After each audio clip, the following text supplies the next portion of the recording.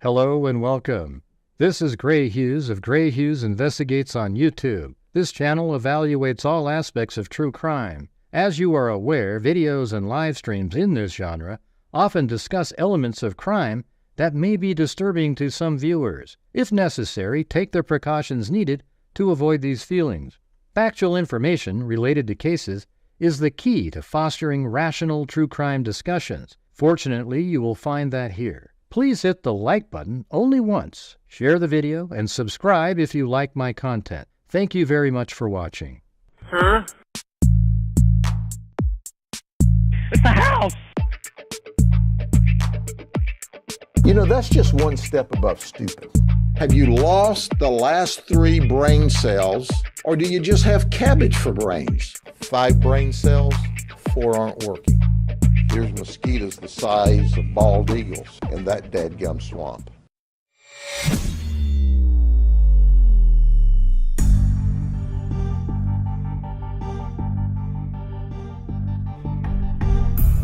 Kind of low over here.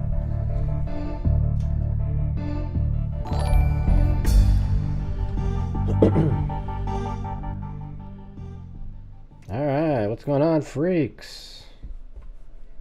Yeah, Blue, I don't know, he doesn't look like he's lost some weight. You know, he's just kind of, doesn't seem, I'm going to go see what's going on, see if he, I don't know if he ate something, I don't know. He's kind of like hunched up a little bit, you know. So he's been like that for a couple days. Wasn't sure, I don't know, he's eating and stuff. And, he's just, I don't know, he's getting old. I'll check it out though, check it out.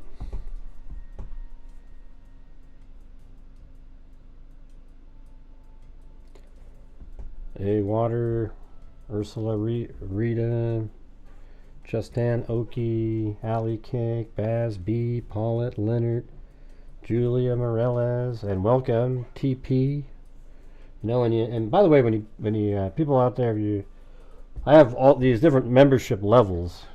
I've often thought of getting rid of the lowest one because everybody jumps on that one right off the bat, but I'll probably just, I don't know, I'll wait for the economy to shift around before I make any kind of decisions like that. Hey, thanks, Julia Morales. Yeah, so you remember the Grady Judd interview we did the other night regarding Collin Griffith? There's a Daily Mail article, so I think it has some, new information in it, and then we'll go over the Asha Degree. Right?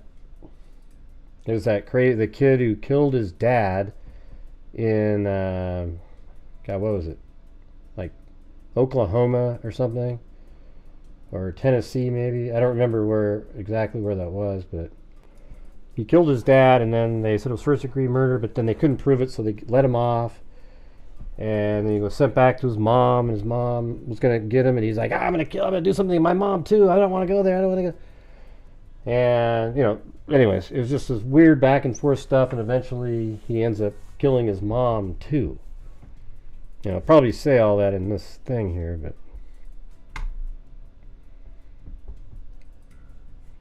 So here we go.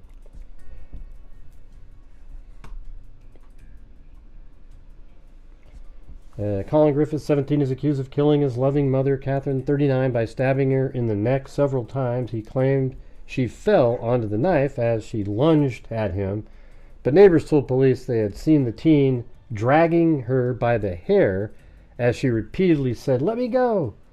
Catherine's killing, we heard Grady Judd, we go back a couple nights, at the very end of the show, we played the whole press conference. Catherine's killing was the last act of violence in the family's troubled past, which includes repeated threats of murder, alleged domestic abuse, and nasty divorce battle that concluded with the killing of Collin's father, Charles, 41, last year. The teen's parents were engaged in a legal battle over Collin. Jesus, why would you have a legal battle over that wacko? Anyways, this is him right here. He would have turned out to be a mass killer at some point. The former couple divorced in May of 2020 after 20 years of marriage, according to court documents obtained by Daily Mail, where Catherine accused Charles of decades of abuse. So she accused him of abuse. And then that's the son. I mean, look at that. The low ears. He already got that going for him. Collin has an older brother, Christopher, who was born in 2000 and already an adult when his parents divorced. In August 2022, Catherine asked for sole custody of Collin, claiming Charles had not allowed any contact with the boys since December 31st, 2019, after a phone call where he begged his mother to come get him. Catherine accused Charles of alienating Collin from her by telling him negative things. I mean, this is classic shit in divorce. Monitoring and stalking her social media in an attempt to find anything to make her look bad. The online school teacher claimed Charles had harassed and stalked her, causing her to suffer from chronic PTSD as she asked the courts for a no-contact order. That sounds like just a horrendous divorce there. The mother later said Collin's father would not let him leave the house, even to go to school, after Collin told him that he said he was gay. Okay. Catherine had also asked the court to order Charles to take Collin to child therapy, saying this child may already be suffering emotional, irreparable harm by the father, parental alienation and emotional abuse of the minor child. This is pretty interesting. Charles responded with claims that Collin's the kid, Charles is his dad. Charles responded with claims that Collin did not wish to see his mother, saying Catherine had been mentally and emotionally unstable and had abused drugs and alcohol during the time. And this is the actual knife, by the way, that he used to kill his mother. And that's her blood on there. So that's her, that's Charles, that's Catherine. Collin was arrested for murder. Okay. Collin's father, his father Charles, picture above, and picture at Oklahoma house. That's where he was killed, his father. The father said he stopped letting Collin communicate with Catherine, this is before, after she texted the teen a handwritten note claiming she was going to take her life. He also accused Catherine of only calling when she was manic and posting as an adult male on Discord. So let's see. He also accused Catherine of only calling when she was manic and posting as an adult male on Discord to contact Collin and encourage him to run away. Well, that's weird. The case was resolved when Catherine was given sole custody of Collin in February of 2023, days after the teen shot Charles dead. So the teen, so you kind of wonder if the mom, I don't know, I mean, did she use him to take out the father so that she could have custody then? And it's pretty weird, this whole story. An affidavit for the boy's arrest said there was probable cause to believe the defendant, the youth, committed first-degree murder. An agent noted the boy's claim of having been cornered by his father did not match the evidence at the scene. So that's when he killed his dad. Oh yeah, so right here it says, Collin shot and killed his father in Oklahoma on Valentine's Day, 2023. The then 15-year-old was also the one to call 911, then arguing he was acting in self-defense after his father cornered him in a room and threatened him with a knife. All right, and then it says the affidavit, and then nothing at the scene matched what he said. So I guess that's his mom and that's him. She looks young in these pictures. Collin was arrested for murder and freed after Catherine paid his $50,000 bail. However, the case was dropped. So after he killed his dad, the case was dropped when prosecutors could not rule out self-defense. A violent predator, he has now killed both his father and his mother, said Sheriff Grady Judd. We will hold him accountable in Polk County. Catherine has only recently been reunited with Collin as he stayed in Oklahoma with his father. The mother and son time together was troubled from the start, but Catherine kept it private, gushing about her son on social media, sharing their trips together and the new car she bought him as a graduation gift.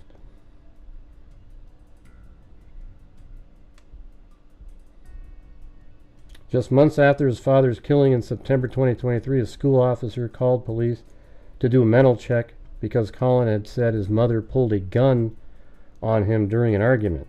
Collin claimed Catherine said she would kill him and threatened to kill herself. She denied the claims to sheriff's officers, insisting Collin was upset because she took his phone and AirPods. He was failing classes. Collin was then put in a protective custody for mental health evaluation under the Baker Act. He was going to be released after 8 days, but was kept in the facility after he threatened to kill his mother right after as he was being released. I mean, it was crazy. So they held him for 3 more days. He said, I will kill myself or my mom, throw them out the car, shoot or stab them. I've done it before to my dad. I know I can do it again.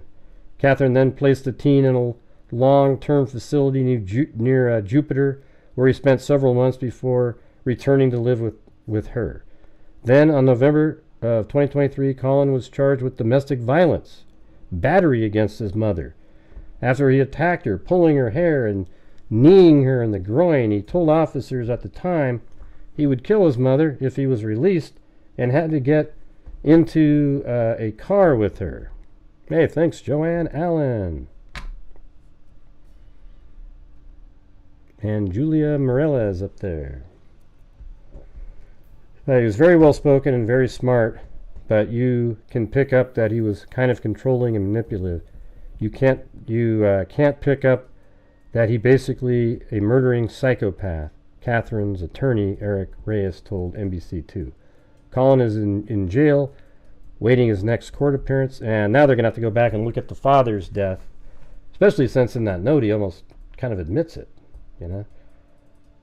Man, this guy, thank God, he's never going to be making it out at this point. I don't know, Gray, if you just give him the right medications, you know, maybe give him a Bible or something. Yeah, I don't think that's going to work here. All right, well, that's it for that. Now let's go to the Asha Degree. And if you guys were out there and you can help support the Grant Hughes Investigates YouTube channel, you know, send a super chat in with a note, something like that. Or buy memberships for people like Justin Oki just did. That would be good. I would appreciate it. We've had a couple, 2 or 3 good days in a row. It's try not to like go completely backwards. But mainly, ad revenue. And yesterday we bought, if you missed the show, we gave Tunnels to Towers $500. And that was pretty sweet. So there you go. So what I'm going to do is I went back through, I actually covered Asha Degree back in 2000. I think I lost some of my Google Earth stuff from back then. So I just kind of went back through and looked at it again. And so let's just look at it from the beginning. Do you guys want to do that? Because it's kind of interesting when you go back to the beginning and then here's where we're at now. So I have all these newspaper.com. This is kind of like an old school sort of show. So let's have it be the old school support. You know what I'm saying, you guys? See if we can do it.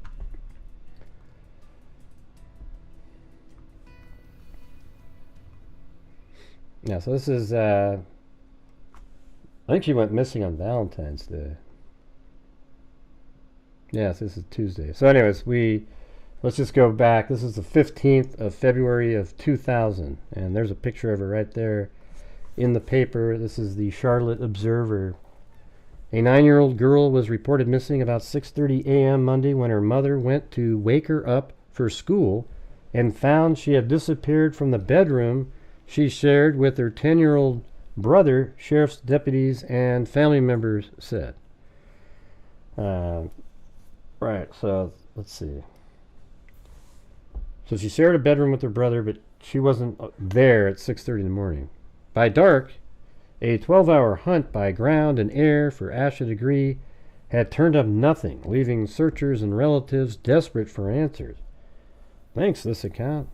We are canvassing every possible lead, and Bob Roadcap, chief deputy with the Cleveland County Sheriff's Office, or said that guy. Right now, we don't have anything. The search focused. Man, I hate when it's all scrunched up like that with spaces all over the place. Man, it's hard to read that shit.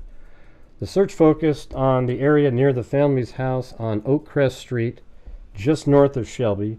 The site is off North Carolina 18 in a quiet, modest neighborhood of ranch-style brick houses.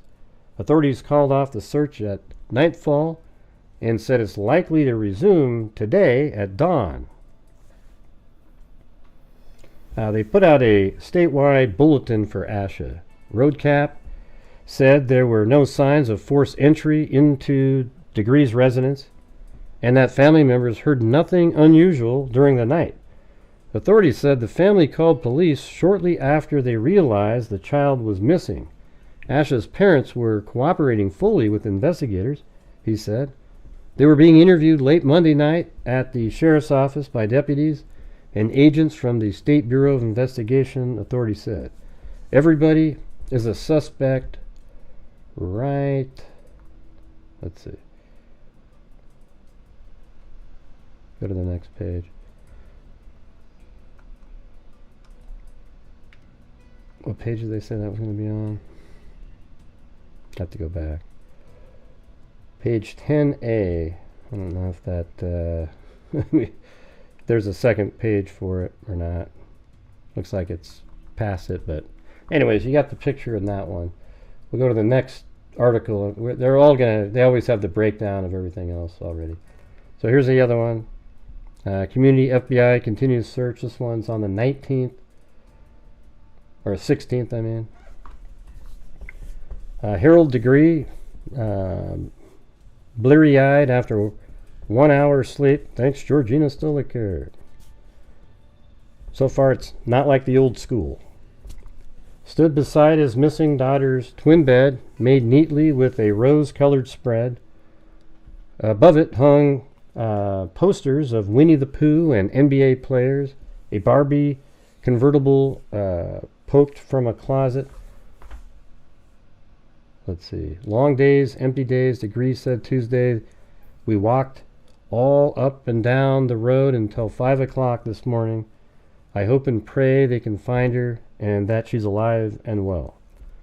In their second day of searching for 9-year-old Cleveland County girl, authorities said they found a few leads and were focusing on reports that Asha Degree was spotted walking south of North Carolina NC-18 near her home at 4 a.m. So she's actually seen on the highway, and she was seen. That was 2.5 hours before her parents even checked on her. So for some reason, hey, thanks Karen. Look at that, 5 memberships for Virgo Hippie Chick 74, Christy Crosby, Shay Lynn, and Carrie Summers, and thank you Michelle H. and Lisa Valenzuela. Lisa Valenzuela. Also, when we get to the end of today, it was crazy, this thing that I think I may have found the name of the person who is this new search is based on. I think.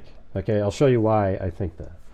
And you can tell me when we get to there if you think that that's correct.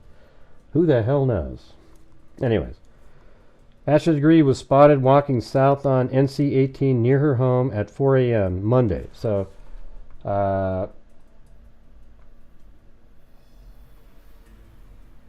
think, yeah, this is where she lived right here in this house. I don't know if there's Google Earth here. Yeah, there should be, maybe. No, they didn't drive on there. But anyway, that was her house right there. Her mother's name is like Aquila Degree Mother or Akia or something like that. So maybe she was spotted near the house on 18, and this would have been at like, what time was that? 4 a.m. So we'll just put it like that. All right? 4 a.m. somewhere in that area. Hey, thanks, Shells76. No, this is 20-something years ago. Anyways, I'm just going over this. I don't want people jumping in. Hey, Gray, did you see that they... Yeah, I know all the shit. I'm just going from the beginning, okay? No one can explain why Asha might have left home. Authorities said abduction... I mean, it's weird, too, because the internet wasn't a big deal in 2000. You know, people weren't really using it very much. So what would make her leave at 4 in the morning? No one can explain why Asha might have left home. Authorities said abduction was one possible scenario, but have not ruled out any others. A community has come together to search for Asha and to support her family and each other. Parents struggle to tell children how a little girl could vanish. The FBI joined the case today. Let's see if it goes right there. This 5B, 2B, so 3, 4, 5, right? Yeah. Dog teams came from as far as Asheville. Asha's picture flashed on TV screens across Carolina as the Cleveland County Sheriff's Department set up a roadblock on NC 18 at 3:30 a.m. Tuesday, hoping for leads from people who regularly traveled. Searchers focused on the areas around the reported sighting, but found nothing. There is a real sense of urgency here, said Rick Dancy, Executive Director of America Red Cross. Let's see. In 1999, 2,100 children a day, 750,000 total cases were reported missing to police and entered into the FBI National Crime Information Center. Investigators reviewed the background of family members and other people close to Asha and found nothing that raised suspicion. Asha's parents reported her missing at 6:30 a.m. Monday, minutes after her mother went to wake her up for school and found her gone from the bedroom she shares with her 10-year-old brother, O'Brien. Her parents say she is shy and quiet. Let's see. Gone from Asha's room were her black book bag, a black purse, and clothes she wore Sunday, a white t-shirt, blue jeans, and white tennis shoes. She did not have a coat, though it was chilly and raining. I mean, isn't that weird? Yeah. Early Monday. Her parents found the doors in the house locked that morning. Investigators say there were no signs of forced entry. Asha's parents, who had their 12th wedding anniversary Monday, searched through the night Monday and all day Tuesday. Inside their house Tuesday afternoon, Asha's mother did not feel up to talking. She and other relatives sat in the living room, the TV droning in the background, in the room she shares with her sister. See, I mean, missing persons cases like this are the worst. You go on forever. Like, just picture that was 20-something. This is 25 years ago, basically.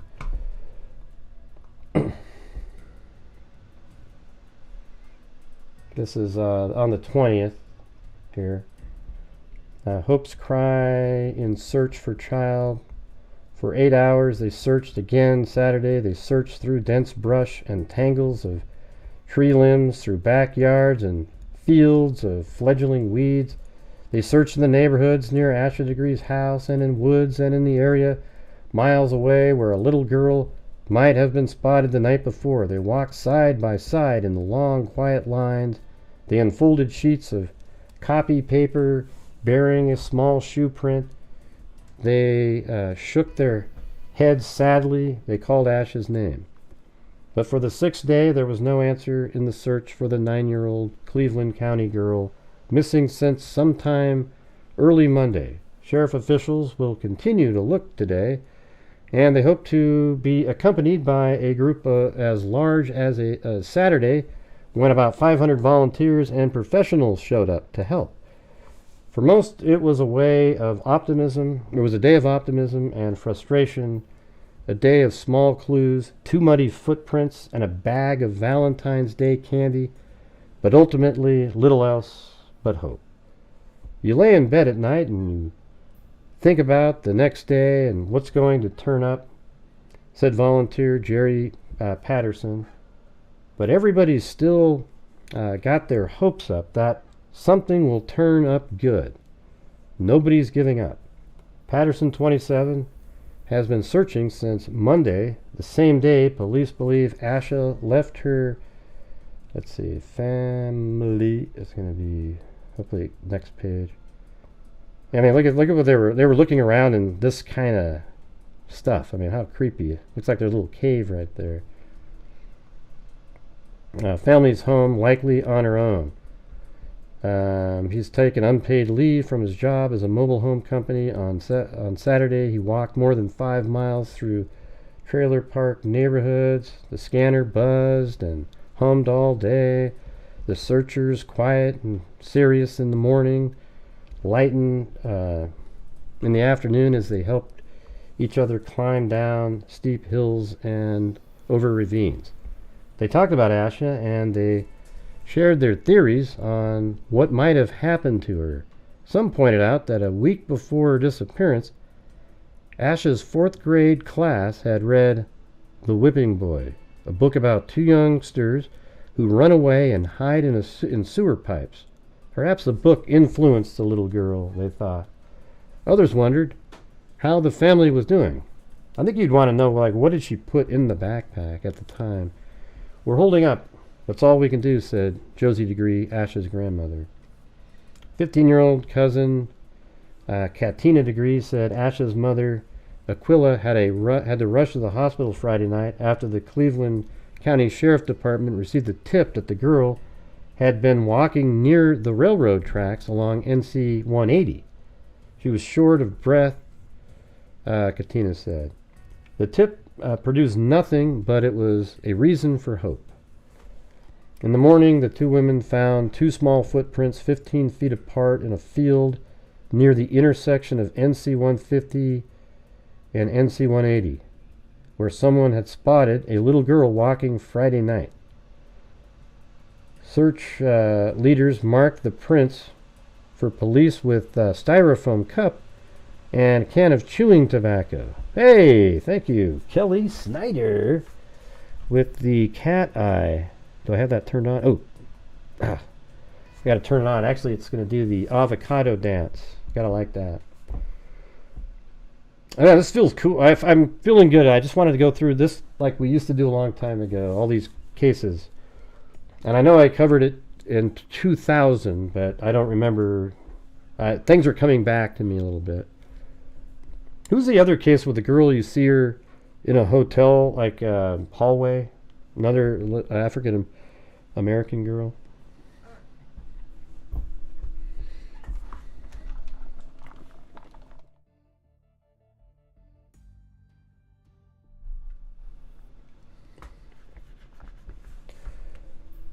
Let's see if where that is. 150 and North and NC 180.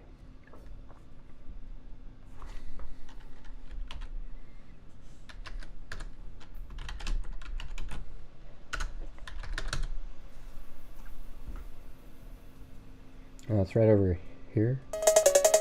Oh yeah. We're gonna write about me and a fool about something we did or supposed to do. You might not have heard of, maybe you have that. I first said it all a bit low slack. Used to get angry at all uptight. You say what I want, spell my name right. All I'm guilty of rocking a house. That's what the rumor was all about. Is the other than that all their friends, and if you don't wait till you see me again this way, I can hear from the horse's mouth right there and there. Check it out. Just call me Gray. All right. Thank you.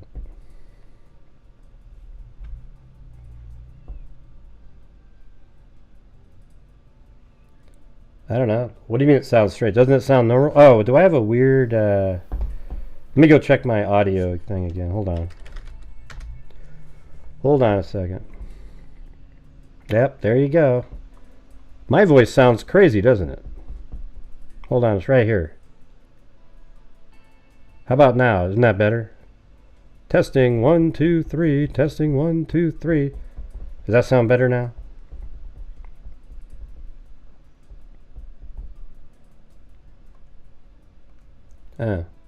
The music sounded normal though, right? Just my voice sounded weird. Okay. Because it had the wrong driver. I just rebooted my computer and it automatically switched to not this driver, but is it better now? The music sounded right though, right? Well, the music wasn't super fast. It was normal speed. I didn't speed up the music or anything. Jesus. Let's see. The searchers moved on. Later, Patterson noticed 2 swatches of white fabric peeking out from under a layer of dead leaves. He gently eased them up with a small twig to reveal 2 little white socks. I've got some socks here, Patterson called out to Falston Fire Chief Gene Stinchcomb. Stinchcomb inspected the socks and shook his head. By the looks of them, he could tell they'd been lying in the Cleveland County woods for weeks. It's getting to the point now where there are more questions than answers, said Captain Kelly Sane. All right, moving on to the next one.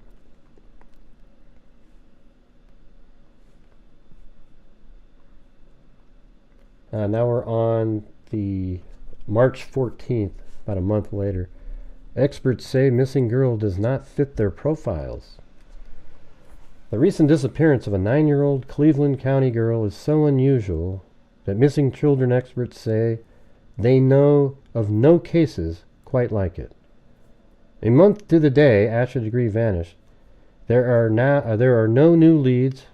The number of detectives working the case full-time has shrunk from 25 to 5, and police hope continued publicity will yield tips to focus the investigation. It is strange because as police tell it, a well-adjusted 4th grader slipped away from her house on a rainy night without explanation.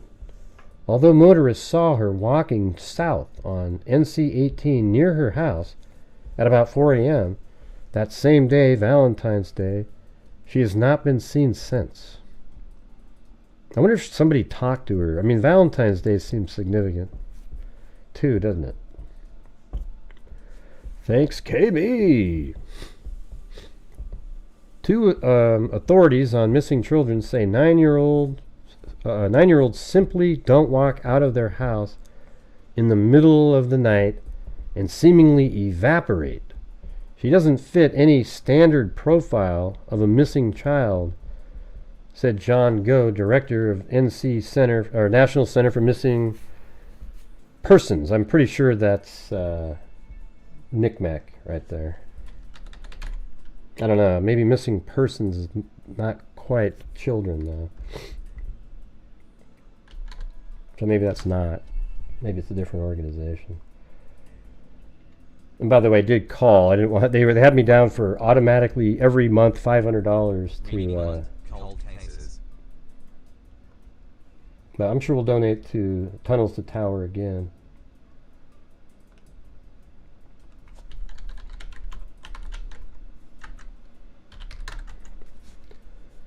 Let's see.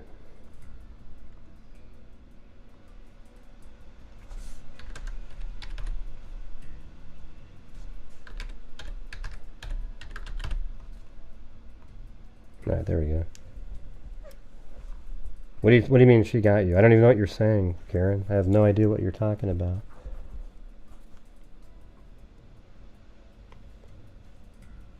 Justin Oki, she got you great. What? I don't even know what you're talking about.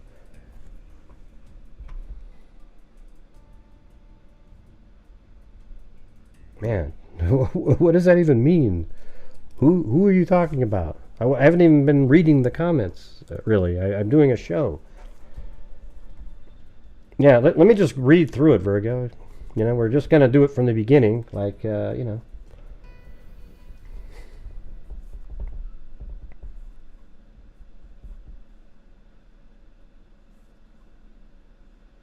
She got you gray. Man, I have no idea what you're talking about. Are you stoned? Let's see. She doesn't fit any standard profile of a missing child. Last year, 877,000 children were reported missing, according to the National Center for... I bet you that one's that one. That's what I'm talking about.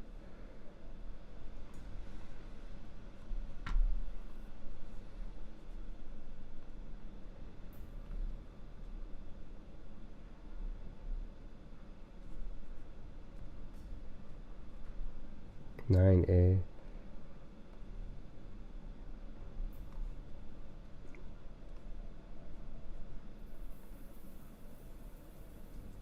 That's already on. That one doesn't have it. That's 4A, and it just kind of skips around. But alright, anyways, move on to the next one. Then we're on to August 7th. So, 5 months later. There was a whole bunch of articles. I just kind of went around and tried to find ones that weren't just sort of like part of another article. Yeah, Kami said, join her wave, please. Yeah, that'd be cool to get to that goal, just... Aerial search set for Asha. Workers... Now, so here's something interesting. Federal agents are planning an aerial search of rural area where a construction worker stumbled on a backpack and other items belonging to a missing Cleveland County girl. So this is in August. This is actually August 7th, 2001. So it's about a year and a half after she went missing. 2 law enforcement sources said Monday that the book bag found Friday off North Carolina 18, about 6 miles south of Morgantown, had Asha Degree's name written on it and was double wrapped in black plastic bags. I mean, how crazy is that, right? So that's up here. I guess I lost those circles that I had.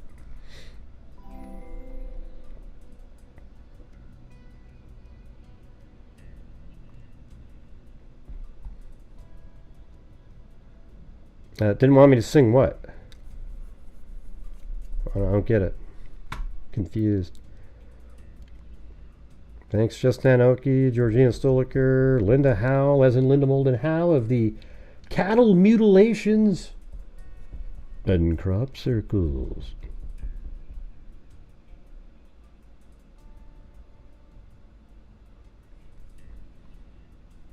If you guys only made sense, I would probably be laughing with you, Karen and Justin Oki.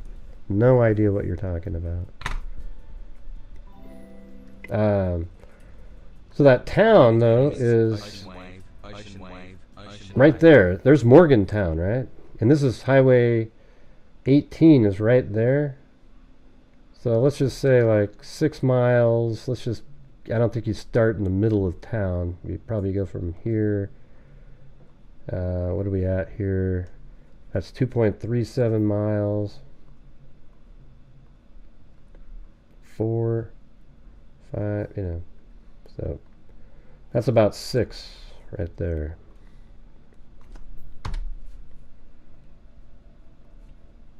So somewhere, geez, now I gotta be kidding me. Unreal. Well, anyways, we had it already marked, so about right here. So somewhere just generally in this area, the backpack found.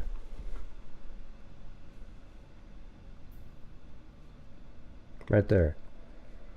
Now, you know what I think? I think the backpack was a decoy.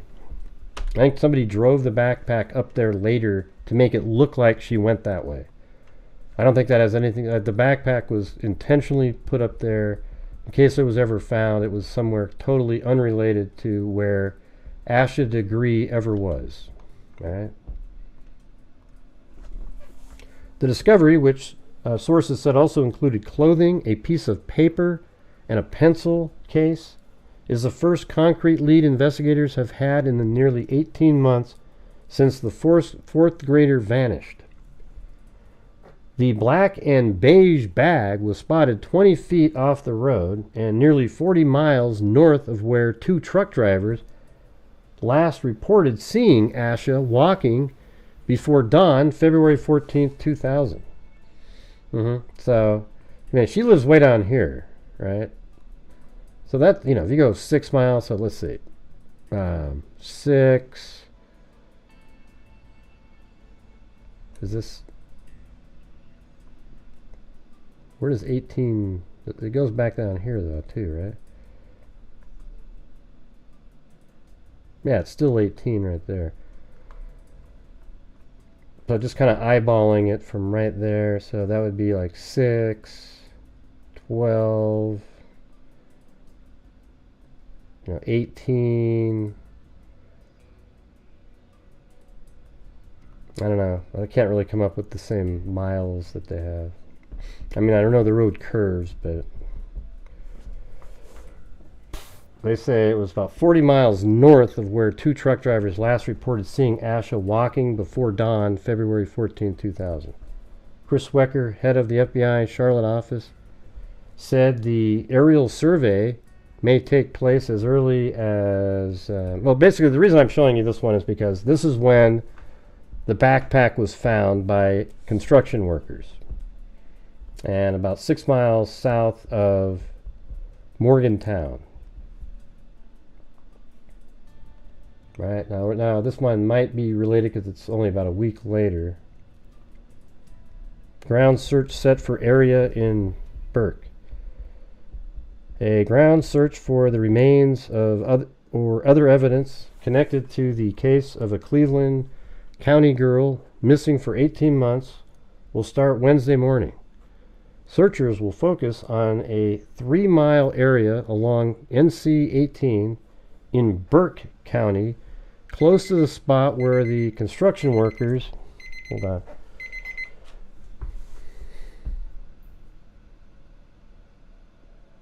Construction workers on August 3rd found a book bag and other items belonging to Asha Degree, said Randy McKinney, Assistant Director of Emergency Services. Huh. So it's up in that area.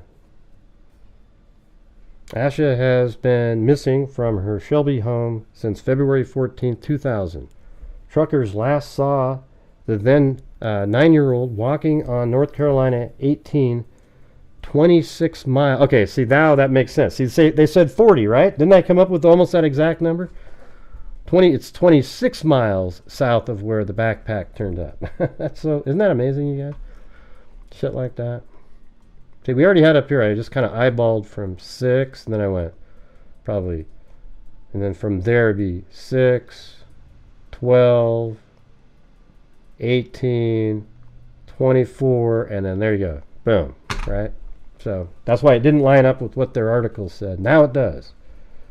So it was about 26 miles right there.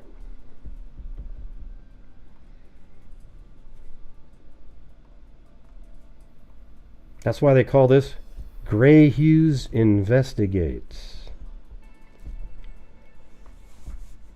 The backpack turned up. Investigators from the Cleveland County Sheriff's Office said last week they believe Asha was abducted and possibly killed along the twisty 2-lane highway. I mean, you know, I bet this is a story where she left for some unknown reason and then some random killer got her. That's what's weird about this. There's just so many really bad people that are out and about.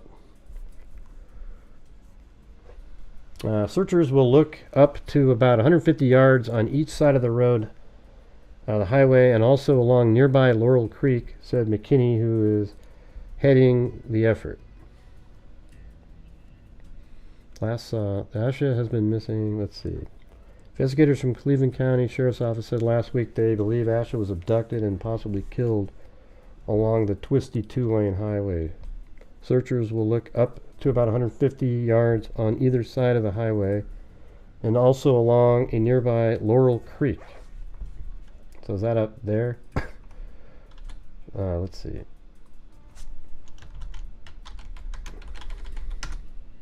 Oh, Jesus. I mean, I think I just was almost psychic today, right? I mean, look where I have the backpack, and there's Laurel Creek.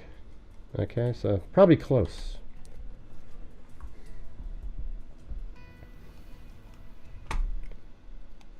Can I get a boom? That's pretty crazy. All right.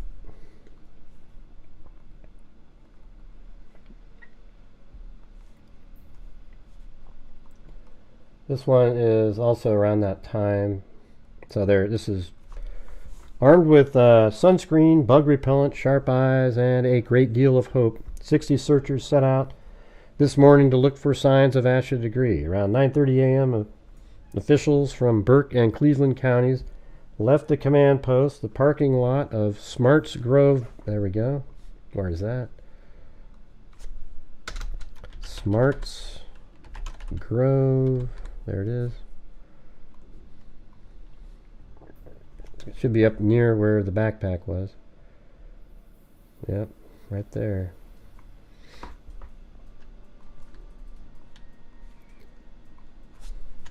Command post. Awesome.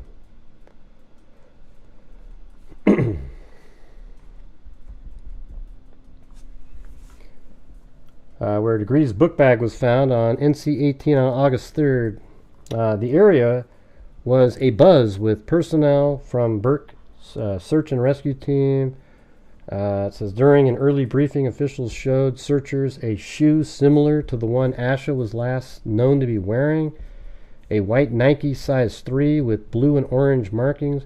Randy McKinney, assistant director of Burke Emergency Services and leader of the search team, is coordinating the search with assistance from McDewitt. All right, let's see if there's any more images on page 12A. This is 2, so it's going to be 2, 3, 4, 5, 6. Oh, wait, that was it. I saw.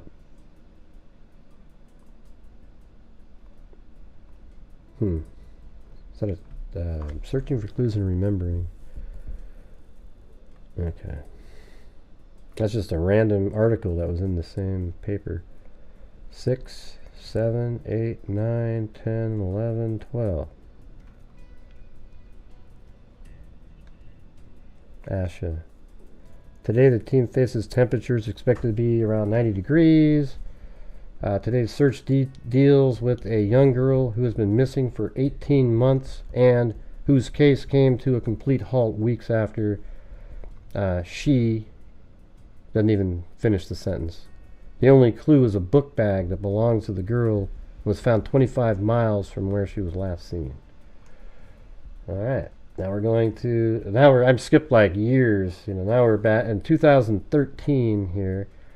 She's part of a larger article, but they have a significant segment on her starting about right there.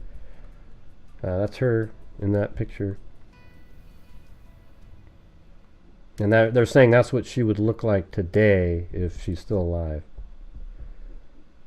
And this one's saying that she wouldn't look like... How do you know she wouldn't keep that same hairdo up there?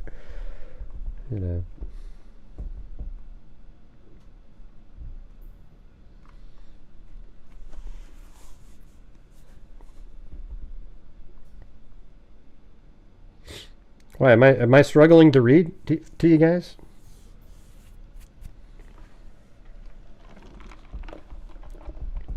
I can't tell.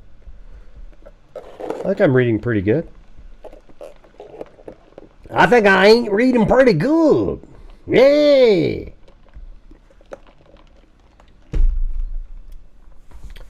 The disappearance of children such as Buddy Myers and Asha Degree are often considered lost causes.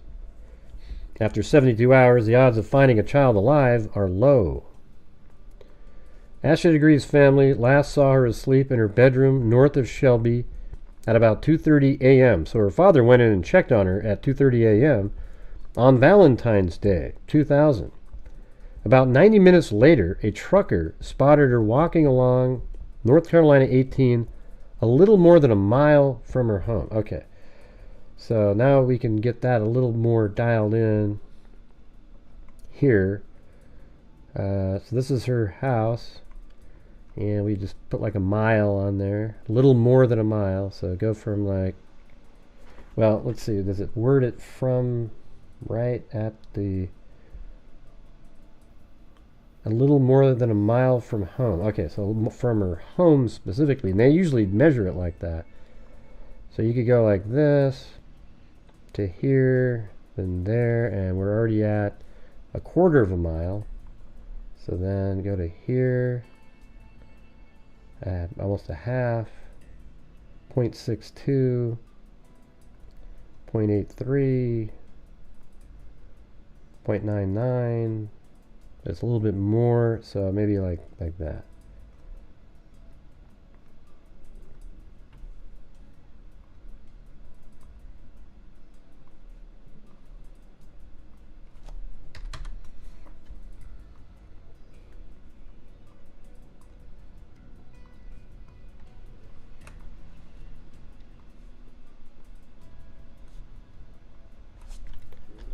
Spot 4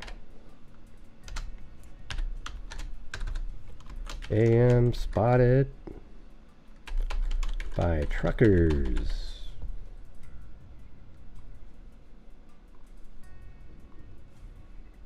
Yeah, so she's just walking right here, you know, walking along when it's completely dark outside.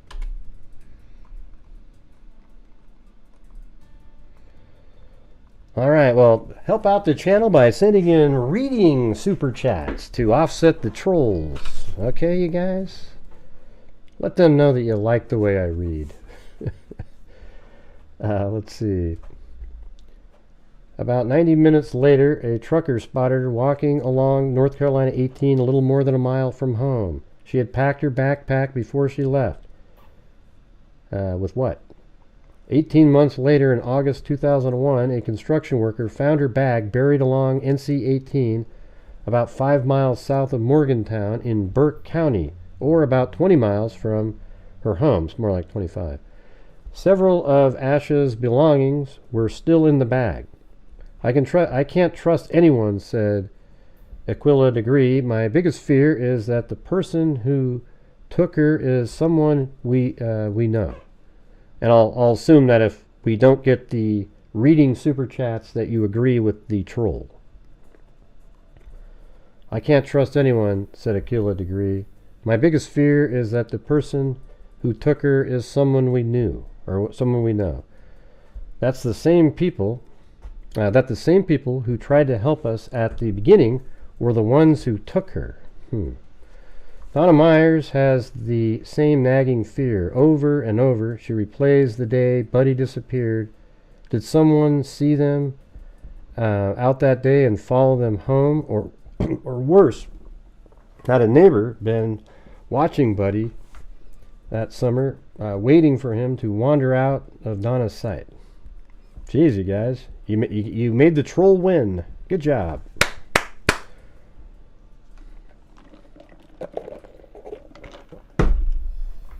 Good Lord. Oh, there we go. Hey, it's Bridget Bauman. There we go. Screw you, troll. There we go. I can say it now. Holy crap. I am still congested a little bit. You can probably hear my voice doesn't sound quite normal. I don't think I'm going through the case, Karen. I don't know if you could tell or not, but I don't want to read the emails. I'm doing a show right now.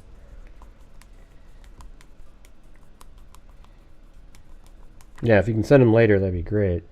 But when somebody asks up above, are they analyzing bones? I don't think so. But anyways, I'm just trying to get through. We're starting from the beginning, okay? We're going through this over the years.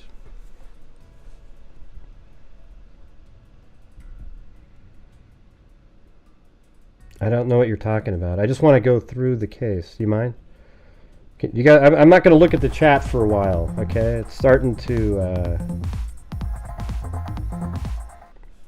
disrupt the flow.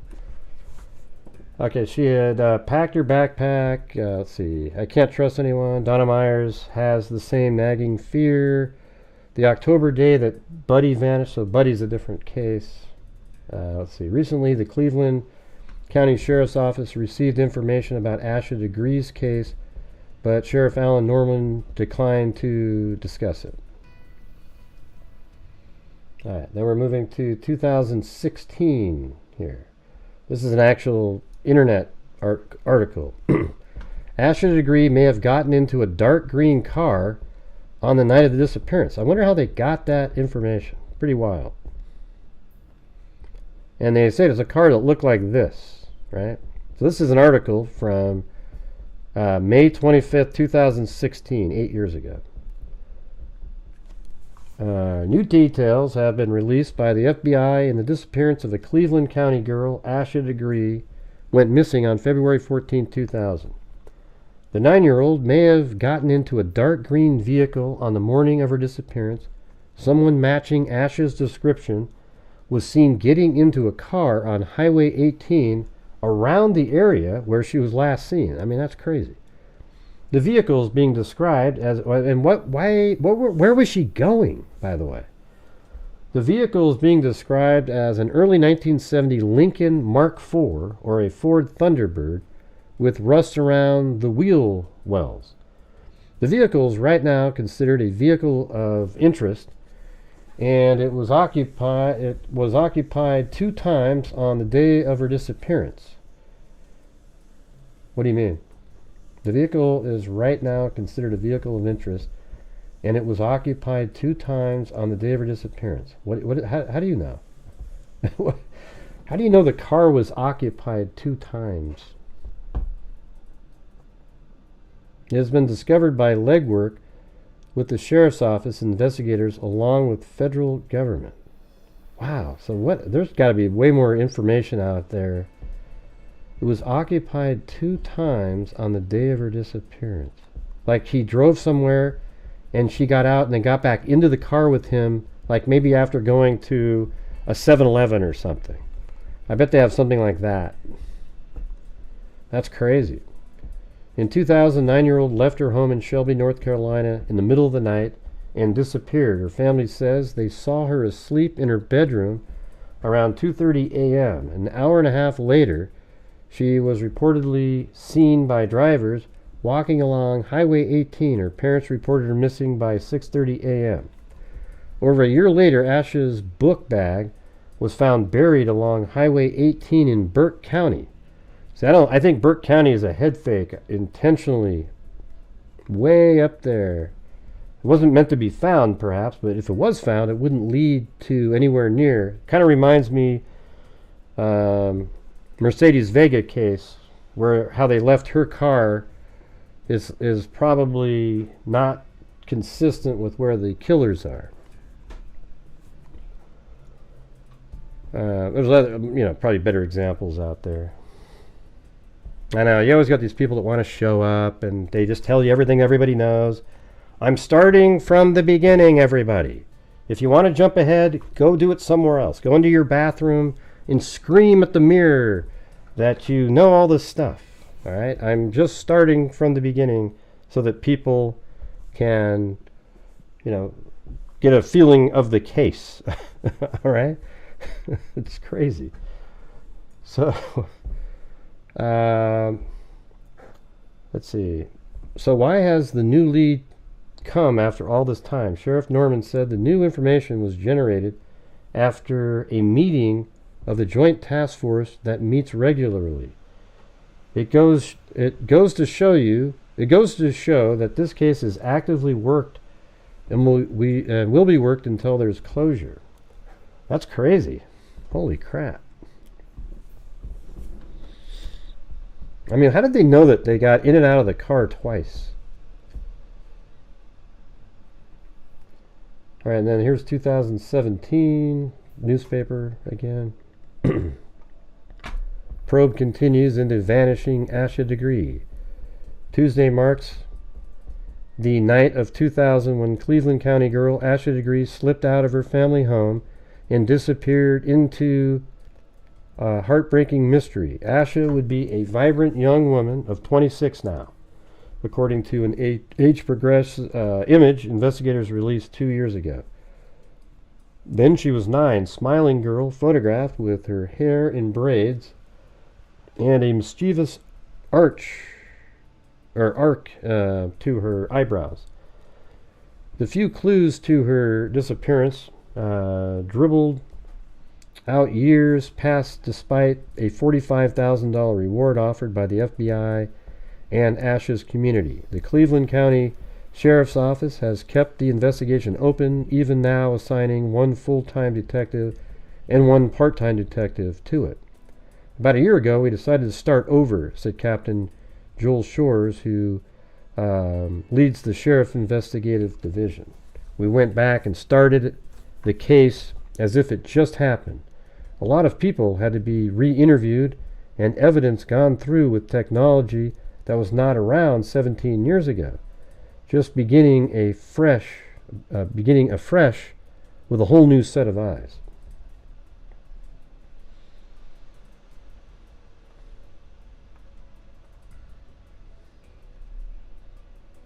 Let's see. Her family last saw her asleep in her bedroom at 2:30 a.m. 90 minutes later, drivers reported seeing her walk along NC-18 in Shelby.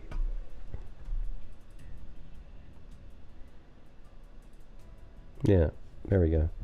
See, there's our little goal meter at the top of the screen there, you guys. So I know we don't have as big a crowd here, but if you have the ability to help support the channel, that'd be fantastic. Yeah, we know Slapstick. We went over that the other night. Yeah. You don't watch the show enough to know, but yeah, we went over it. Last May, the FBI released the first new information in years. The agency and the Cleveland County Sheriff's Office received information that someone matching Asha's description might have been I think it must be seen getting into a distinctive vehicle. So somebody saw that. The car was described as an early 1970s Lincoln Mark IV or Ford Thunderbird with rust around the wheel wells. Detectives still don't know whether the tip was viable. We're seeing these cases in the last couple of years where people have been gone for a number of years and resurfaced, Shore said. I don't think that's what we're going to have here.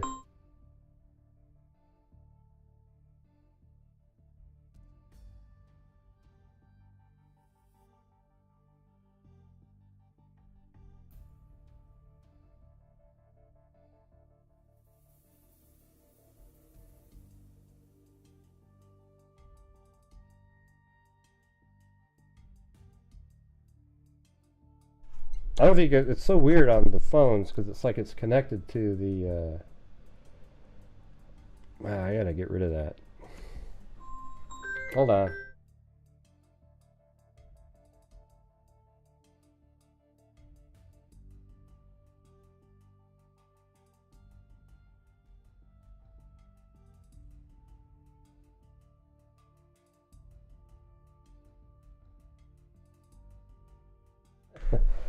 All right, back again.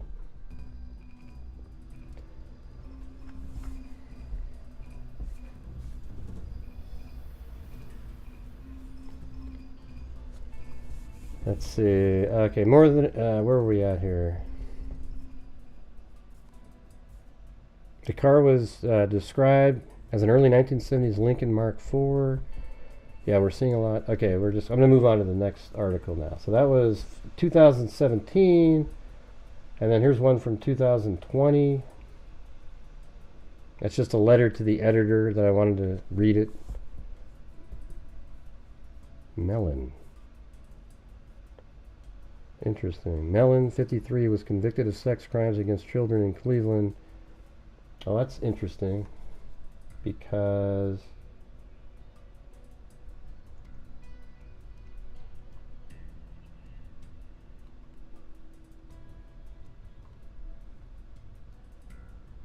Okay, that's not him. That's got somebody else. 53 was convicted of sex crimes against children in Cleveland County in 2014. In his letter to the Star, Mellon says he has information and asks that it be passed along to the FBI. I think he was a prisoner. Mellon asked investigators to visit him to find out what happened. Here is what he wrote. Asha Degree has been missing for 20 years. About 4 months ago, I had found out her whereabouts and what had happened to her. She was killed and then took and buried. I do know how and what town she is in. I hope you get this letter and do come see me. It's on the up and up, he said. So this is somebody that was in prison.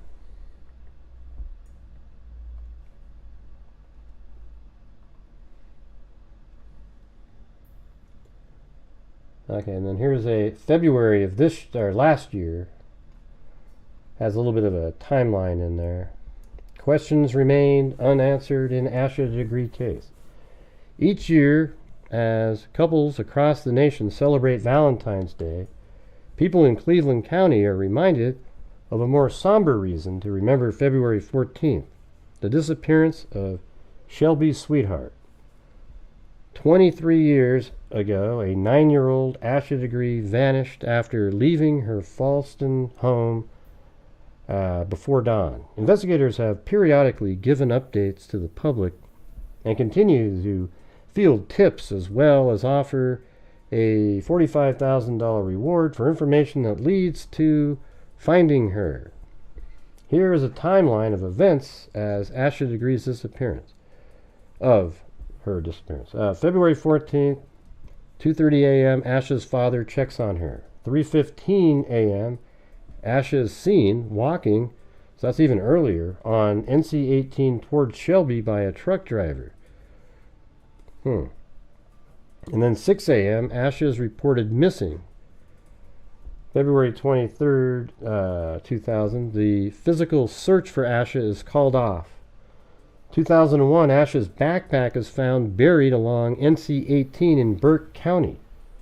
2014, law enforcement believes they have a suspect, but it leads to another dead end. 2016, the FBI and Cleveland County Sheriff's Office release information about a car that Asha may have gotten into on the night she disappeared. The vehicle is described as an early 1970s Lincoln Mark IV or a Ford Thunderbird, dark green, with rust around the wheel wells.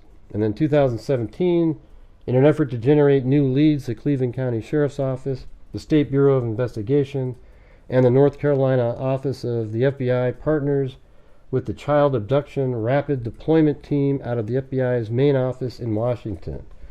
2018, the Sheriff's Office releases a video reviewing the Degree case and asks for information about new items of interest found by the FBI Child Abduction Team, including the Dr. Seuss book, McKellis Pool, and a new Kids on the Block concert t-shirt. 2020, the FBI releases an updated photo of what Asha Degree may look like. Later in the year, Marcus Mellon, a prison inmate, wrote a letter to the Star to say that he knew how the child was killed and where to find her. 2021, delayed by COVID restriction, investigators interviewed Mellon and said his claims did not have merit. All right, and then February of this year, that's what they think she may have looked like. So search continues for Asha Degree. The FBI, SBI, and Cleveland County Sheriff's Office say they won't give up on finding Asha Degree. It's been 24 years since Asha 9 went missing on Valentine's Day. She would be 33 years old today. The Cleveland County Sheriff's Office, the FBI, and the SBI will never stop looking for Asha, said a release from the FBI. Our hearts go out to her family, who misses her greatly. We are working tirelessly, and it says hashtag find Asha. The FBI also released an updated video. Maybe I should put that in my,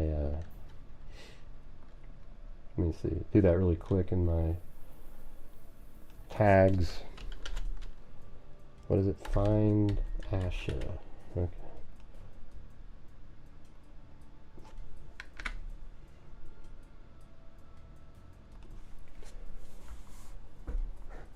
A resident found Asha's book bag inside of a trash bag that had been buried along. See, they didn't mean for that to be found, but it's interesting how it's completely away up north. So it was buried along North Carolina 18 South in Burt County more than a year after she went missing in the early morning hours of February 14, 2000. The FBI also has information about a car that Asha was seen getting into the morning she disappeared. It was a dark green, early model 1970 Lincoln Mark IV, or possibly a Ford Thunderbird with rust around the wheel wells. All right, you guys are having one of those long droughts, so if you're out there and you have the ability to help support the channel tonight, you can see at the top of the screen we're nowhere near the goal, so if you have the ability, it'd be great to keep on going. We're sort of picking up momentum this month, you know, don't want to go backwards. See if we can do it.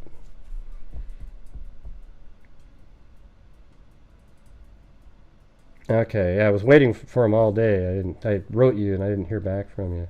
Thanks, Lady Locks. Alright, a resident found Asha's, I'll probably do a video or something tomorrow. A resident found Asha's book bag inside of a trash bag that had been buried along, so we already did that. The reward for it was about $45,000, etc. So this is just earlier this year.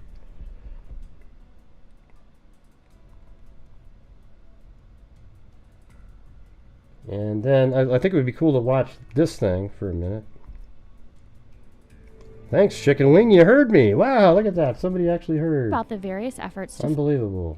About the various efforts to find Asha, what we know so far, and how to come forward if you have any information. This is an FBI. This is actually an FBI YouTube video. Around 6:30. Around 2:30 a.m., Asha Degree's father checked up on her and her older brother in the room they shared. Welcome, D. Donart.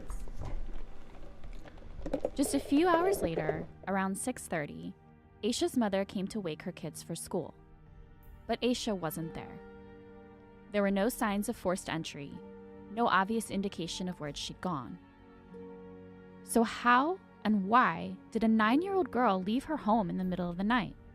That's the answers we want to find. That was Detective Tim Adams from the Cleveland County Sheriff's Office in North Carolina, where he's been for almost 10 years. He primarily works Asha Degree's case. Asha's parents immediately checked with family members who lived nearby. After learning that Asha wasn't at their house either, they called 911, which started a massive search for the girl by both law enforcement and her community. The North Carolina State Bureau of Investigation, along with the FBI, came in to assist. Literally hundreds of community volunteers came in to do land searches. As the day wore on and reports of Asha's disappearance hit the news, some tips came in from drivers who'd seen a young girl on the road early that morning, sometime around 4 a.m. There were some fairly credible witnesses that said they saw a young child walking up Highway 18 in the direction of the city of Shelby. And along with their description of her, it's believed that that was her walking into the town. At least one of these individuals said they'd tried to check on her, concerned about a young girl out on the highway by herself. But by the time the driver had turned around, Asha had gone into the woods, and the driver couldn't see her anymore. This is the last known sighting of Asha. The reason she left is not known. There's nothing credible to say why that is, and that seems to be the big question in everybody's mind. Asha was a 9-year-old child. Most 9-year-olds don't get out in the middle of the night or before daylight on a February morning.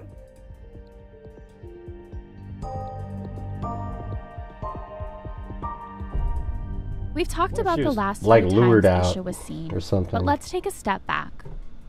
Who was Asha? She was a 4th grader at Falston Elementary. She lived with her parents, her mother and father, and a brother who was only about 11 months older than her. They lived in a 2-bedroom apartment just outside the city limits of Shelby, North Carolina. That was Detective Adams. He also recalls how Asha's classmates described her. She was always lighthearted. She tried to be funny. And she was always happy. Always wore hair in pigtails and ponytails, and she was just a very likable person and made friends with everyone. And Asha loved basketball. Asha loves sports. Like I mentioned before, she had an older brother and they were very close. Her brother played sports. They played in the yard a lot. From what I've been told, they had a basketball goal in their driveway. She played on a team from her elementary school, Falston Elementary Bulldogs, and she was, from what we understand, one of the star players. 2 days before Asha disappeared, she fouled out of a basketball game, meaning she wasn't able to finish playing alongside her teammates. They ultimately lost that game, and from what we've been told, Asha was very upset because she was so competitive, and her mother had to calm her down some. Some of the other teammates had to calm her down, and she was upset about the game. The Degree family has said that by the next day, her feelings about the game seemed to have passed. Still, we don't know if that basketball game was what made Asha walk out of the house that night, or if it was something else. Why would you walk out of the house but for a basketball game? But there's reason to believe game? she left That voluntarily. didn't make any sense. In the course of the investigation, law enforcement discovered another clue. Asha's book bag and some of her belongings were missing, indicating she'd packed prior to her disappearance. And then, about 16, 17 months afterwards, her book bag that she was believed to be carrying when she left was found 20-some odd miles north on Highway 18 in another county. that's Detective Adams again. He says that while the book bag definitely belonged to Asha, some of the items inside didn't belong to her. One item was a book, MacLeod's Pool by Dr. Seuss, that had actually been checked out from Asha's elementary school. The other item was The New Kids on the Block t-shirt that we released information and some pictures of a couple of years ago to see if someone knows where that came from or if they had children that may have had that shirt, trying to identify who that. You know, I'm sort of wondering if there was a child, a younger kid used to communicate with her sort of in person or something, maybe even at school, and said, hey, come sneak out. You know, maybe even a boy that's like, 9 or 10 or maybe 11 years old or something. And that kid is who got her to come out, because this feels like, this is pre-internet, but people still did this catfishing stuff. So maybe they had some young kid communicate with her and say, hey, meet me over here. And she goes out and she's going down the highway, and then this guy, maybe the kid did it sort of without really knowing what it was about or anything. And then he drives by and he says, oh yeah, I'm here to pick you up to go. And then that's how it all starts. I just mean he has low ears. What do you mean, Michelle? You're about like an hour late. Low ears, a lot of times, it indicates some sort of a deviance sexually. Yeah. That belonged to or where it may have came from. no matter how Asha left home, the fact remains. She was just a 9-year-old girl. I know Someone else it's has a real likely thing, played a but people role don't in want what to say happened to it. her. Obviously, a 9-year-old, even if they do choose to leave home for whatever reason, for her to have been not found for the last 22 years, someone had to help her. Someone had to have met her, or a planned meeting may have taken place, or maybe some stranger came along and she was walking and picked her up. In conversations with those assigned to Asha's case, a strong theme emerges. Even though it's been 22 years, this is not a cold case. Here's Detective Adams. There has been work done on it regularly. It's not a cold case. No, it's a case Sandy. that we continue to work. We want to find This answers. is 3:15 in the Find morning. out what happened to her. 4 in the Her morning. body has never been recovered. So we're, along with her parents, we hope that she's I alive. think she was catfished. I have worked out. some cold cases before. I think somebody talked to her, and she was heading in a direction to go meet up with that person and had a backpack. Because where else would she be going? Like, she just gets up. That's the only thing that you could say, hey, keep it quiet though, don't let anybody know. Then she sneaks out, right? And thinks she's meeting up with somebody, but it isn't. This is what they would do If this was during internet days, everybody out here would think the same thing. Oh yeah, somebody on the internet lured her out and she was walking down the road, right? At 9 years old? Every one of you would think that. So, this is pre that, but they would still do the same thing. It's just a different way that they would do it. And basically, to me, a cold case is when you work all the leads you can work and put it on the shelf. You've done everything you can do. That's not the way with this case. There's plenty of work to do. As I sat in my office, I just said that, Cindy. I just said that. You just repeated exactly what I just wrote. I come up with tons of things I wanted to do. So there's always work to do on this case, and we are pursuing it. No, you wouldn't know, because if the kid is the son of the killer, then you wouldn't have heard anything.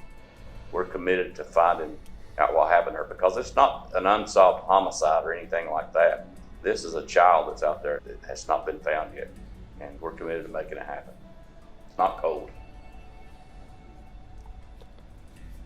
One particular hurdle investigators face in this case is that when Asha disappeared in 2000, she didn't leave behind any kind of digital evidence, something that's so often leveraged in investigations nowadays. There were no cell phones in the home. They didn't have a computer in the home. Now you could be able to search those things and try to find the history, and maybe some tracking options are there, but we didn't have that at that time. And also video surveillance, there was none in that area for us to go back and look at. Something else that didn't exist in 2000, the FBI's Child Abduction Rapid Deployment, or CARD, team. The team, made up of Bureau personnel from across the country who are experts at working child abduction cases, serves as a resource for state and local law enforcement. When a child goes missing, no matter the circumstances, authorities can contact their local FBI office and ask for assistance from the team. A CARD team deployed to Asha's case in 2017. Special Agent Jim Granozio, also out of our Charlotte field office, is one of the leaders of the East Coast Regional CARD team. He describes the team's work on the case so far. So, from a CARD perspective, we're oftentimes asked to go and help out local and state agencies on unsolved missing child cases. And in this case, we were asked to come down in 2017 and help reevaluate and kind of pull apart this case to assist the local investigators. And that's what we did.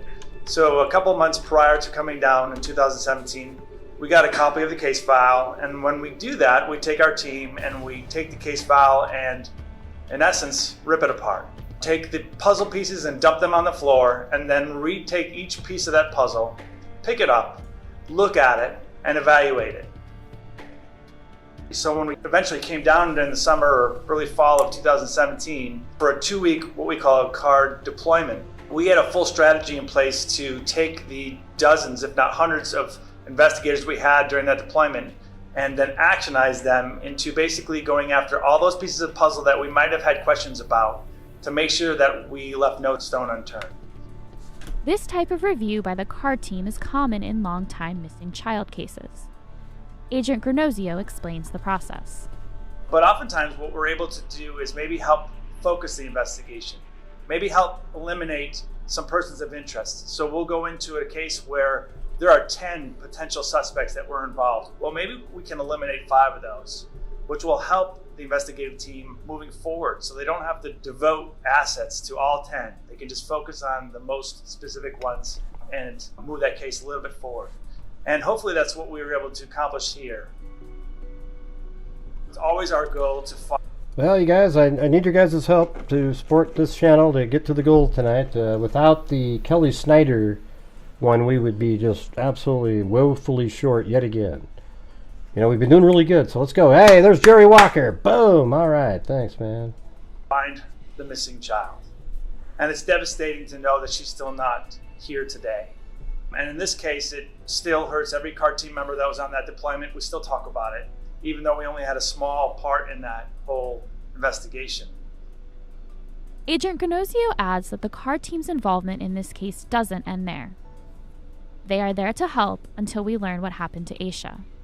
We're always available to come back and help at any point where they need a consultation, they need some interview strategies, they need a behavioral assessment of something, we didn't come down just for that 2-week period. We are a tool for the local investigators to use for forever.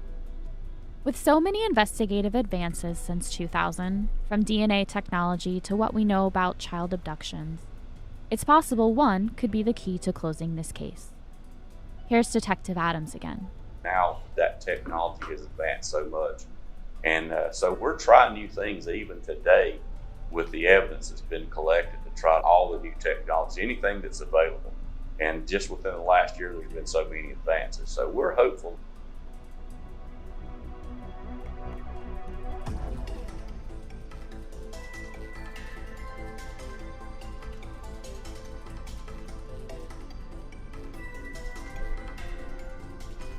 Everyone who talks about Asha's disappearance emphasizes the important role the public will play in solving this case. Thank you, your gypsy out there. And also, Roger. He doesn't really show up in the chat, but he sent a PayPal in earlier. The FBI, Cleveland County Sheriff's Office, and other partners regularly receive new information from people across the country. We asked Detective Adams and FBI Supervisory Special Agent Kevin Swanson, who works out of our Charlotte field office and oversees the federal investigation of Asha Degree's disappearance, to discuss this aspect of the case.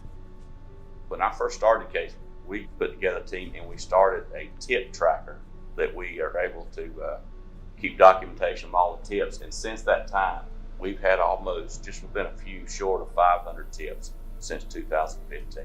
Sometimes they'll call the FBI and then it's referred to us, or to come from the National Center for Missing and Exploited Children.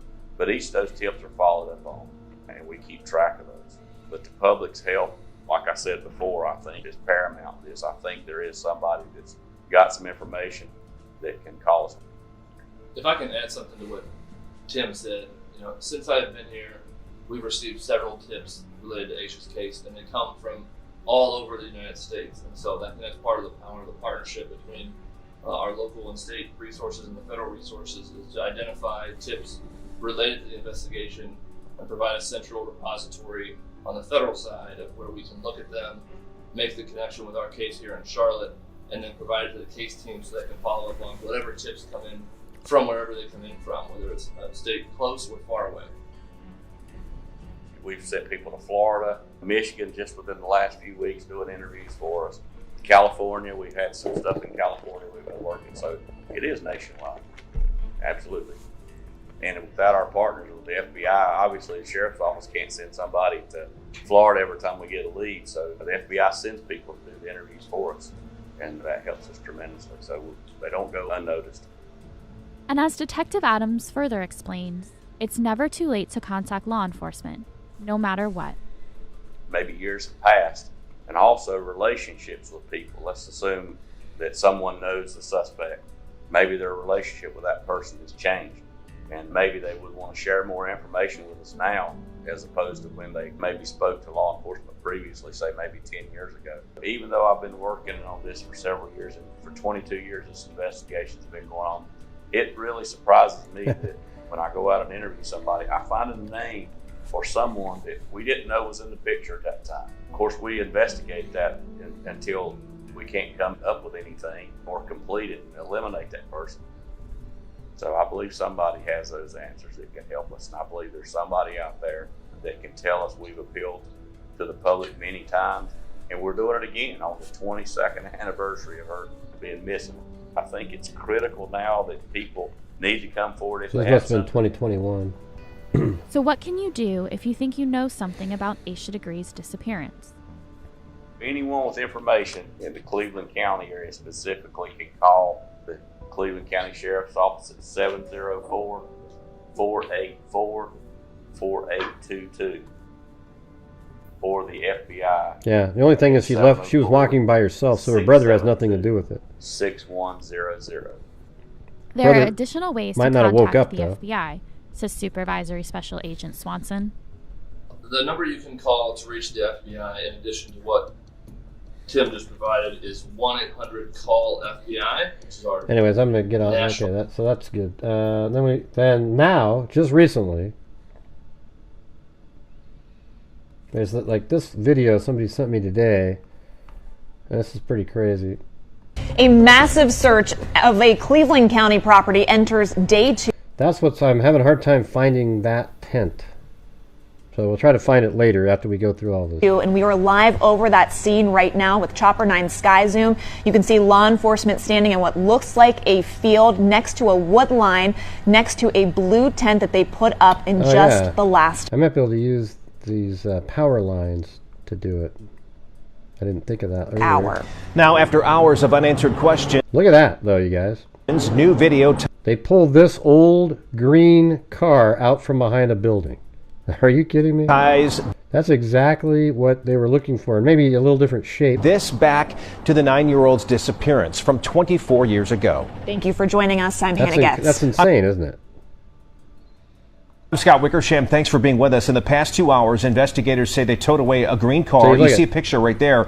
See, these are the cars. It's kind of small the way this video is, but you can see I can't zoom in or anything either. But look. And then here's this car that they find, and this is based off of, I think, a person on their deathbed at some point said this. That car, very similar in color and age as the pictures of cars on the right here that the FBI said Asha may have gotten into based on witness accounts. Now, for 24 years, a family, a community, and police have been wondering, many people have been pleading about what happened to 9-year-old Asha Degree. Well, now they could be a step closer with what happened today. We have team coverage for you. Let's start with Channel 9's Ken Lemon. Ken, you've been on top of this case for 24 years, and this is the biggest development you've seen in decades. Yeah, it could very well be that biggest that we've seen in at least... I found all the spots except for where the blue tent is located. Maybe we'll try to do that later. In years now, again, investigators haven't given specifics about why they're here, and they're just wrapping up here behind me at this home. But the last time I saw so many officers, searchers here from different agencies was during a search for Asha Degree. Now you have the FBI, the SBI, and the Sheriff's Department all working on this scene here. Now, the group said that constantly work to... Yeah, so like all these places they're at. See, here's what's interesting. So this is where her mother lives. She's seen here at 4 o'clock, and the place they're searching right now is only right there. And I think that the backpack that was found way the hell up here was just placed there.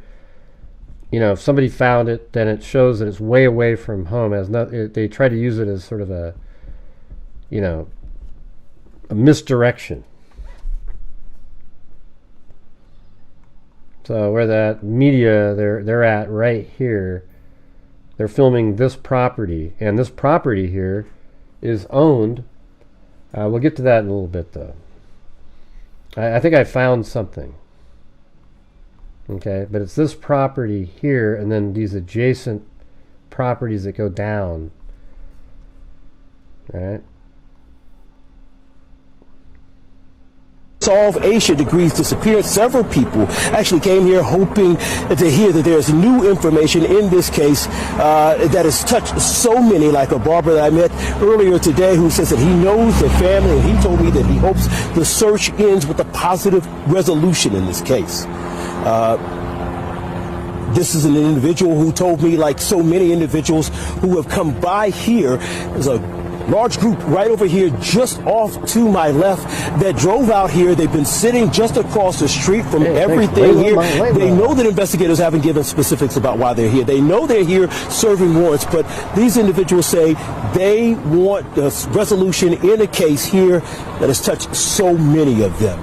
Live in Shelby, I'm Ken Lemon, Channel 9 Eyewitness News. All right, Ken, thank you. I want to bring in now Dave Faraday. Dave, you were there as police towed that car away. Pretty similar looking, at least in color and age, to the pictures the FBI sent out. Yeah, Scott, definitely the color. That towing operation happened at a second search scene about a quarter mile off in this direction. This after authorities have been out at this home for the last 2 days conducting a search. The FBI is confirming tonight that both of these searches are linked all day long. We have seen folks slowly driving by this residence right here, trying to find out more about the huge police presence out here. Take a look at some of this video that we shot earlier. We are here early this morning when between 50 and 60 FBI, SBI, and sheriff deputies searched the property. They took rakes, probing devices, and ground-penetrating radar, along with specially trained dogs, to search the property. Some of that we could see from Chopper 9 Sky Zoom, including an area behind a home on the property that was searched. After lunch, we spotted about a dozen officers move about a quarter mile down the street to a second property. Well, shortly before 5, they removed an older green-colored car. The color is similar to the color that the car that law enforcement put out photos of in the Asha Degree case 24 years ago. Move about a quarter mile down the street. Yeah, no, let's see. To a second. About a dozen officers move about a quarter mile. Okay, so I was able to find that based on an image that looked just like that. You know, this was before I had addresses, and there's new articles that have addresses which confirmed that I got it right. But I think it's, let's see, right here. So if you go down to Street View, and then that fence, so you have to be like at this angle right there. And then there it is. That's the fence that's in that, and that's the white, see how there's a fence, and then right there is that white building? It was towed from back there. The camera's just over to the right a little bit. Yeah, well, it's actually a little different angle. It's from the side, kind of over here. But the building, you know, it's got the white wood and then a roof that goes angled down, but it looks like it's kind of over here to the right.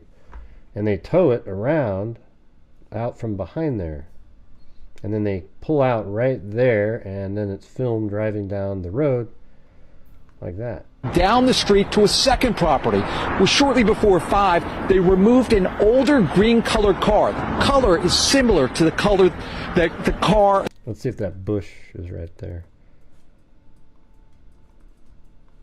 Yeah, see right there, that one. It's right here. This is just, the street view is from, Jesus. Man, I can't stand all those little windows. So this is last July, year before, like a year and so ago. And then everything else is the same too, the trees. But the cameraman's just off to the right, like I was saying. That law enforcement put out photos of in the Asha Degree case 24 years ago. Some family members have been out here as well throughout the day hoping for answers in that case. It would be good if we can get some closure on the situation. And, you know, for all these people to be out here, I can't say if it is or if it ain't true, but I've never seen this many FBI agents and SBI agents and the sheriffs. I think it's based off of information. I'll keep going through these articles, so hold on, you guys. Just slow down a little bit. Let me give it to you. All right, don't worry, you won't be missing anything. And over the last hour, we reached out to the FBI to find out if that green-colored car. By the way, they didn't find her body, you guys. People were saying that, but they said that they did not find any bones. Is connected to the Asha Degree case. We have not gotten a response so far. Our team will be out here throughout the evening as this develops, the search continues, and we will stay out here as long as law enforcement is out here. Reporting live from Cleveland County, I'm Dave Faraday, Channel 9 Eyewitness News. Dave, we've been following this from the beginning, but in the last 2 hours, so many new details developing. Thank you.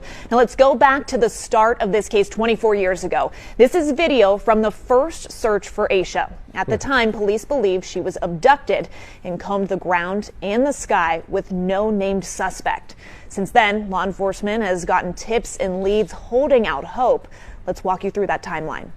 It was Valentine's Day in 2000 when 9-year-old Asha Degree was last seen walking away from her home in Shelby. We already know. Inside the backpack was a book checked out from Asha's school library and a T-shirt that did not belong to her. In 2015... See, that's interesting, right? There's a T-shirt that doesn't belong to her. So that's why I think that there's like a catfishing sort of... A younger person was used to lure her. Something like that. Or maybe it could have been a gift bought for her to make her seem, feel comfortable. 15 years after her disappearance, the FBI, state investigators, and the Cleveland County Sheriff's Office re-examined the case. They've been seen getting into a dark green 1970 possible lead. Asha may have been seen getting into a dark green 1970s model Lincoln Continental Mark IV or Ford Thunderbird with rust around the wheel wells. The FBI publicly announced the potential lead in 2016 and released images of the vehicle models. Shortly before 5, they removed an older green-colored car. The color is similar to the color that the car that law enforcement put out photos of in the Asha Degree case 24 years ago. Some family members have been out here as well. The investigation turned up a possible lead. Asha may have been seen getting into a dark green 1970s model Lincoln Continental Mark IV or Ford Thunderbird with rust around the wheel wells. The FBI publicly announced the potential lead in 2016 and released images of the vehicle models. Thank you, Rachel B. Don't chat much, but always watch. Appreciate you, Gray. Hey, thanks. Thank you very much. Wow, look at that. You're how many months have you been a member here for? Look at that. I've had an old time Rachel B. doesn't chat, but it's got a sheriff badge on there. Well, thank you. Thanks, Jim Lon. What the hell is a gigawatt? 1.20 watts gigawatts. What the hell is a gigawatt? Over the years, we have talked with Asha's family, her brother, her father, and her mother. They've always said they will never stop looking for her. And in 2019, her mother sat down with Channel 9's Ken Lemon, saying that the lack of answers, just knowing what happened, has been agonizing. What has this 18 years of waiting been like for you? It's worse than death. Because at death, you got closure. Yeah, it is. I always tell people that. It's horrible. Just picture it in your own mind. If your daughter went missing, how could you ever have another normal day until at least there was an answer of some kind? It's almost better that they're found, deceased than to sit there for 30, 40 years with no answers, It sucks. So we can't give up. Until we have closure, we cannot give up. And just like Asha's family, law enforcement, many say they still remember the day she vanished like it was yesterday. Alan Norman, now the Cleveland County Sheriff, was a fresh-faced officer ranking as a shift commander back then in 2020, the year that marked the 20th anniversary. About Asha. This poster includes an age progression 7 sky zoom where you can again see. On the air, this story is still very active. That scene out there covered with law enforcement. Yeah, See, this is where I'm having a hard time finding where that tent is. Okay.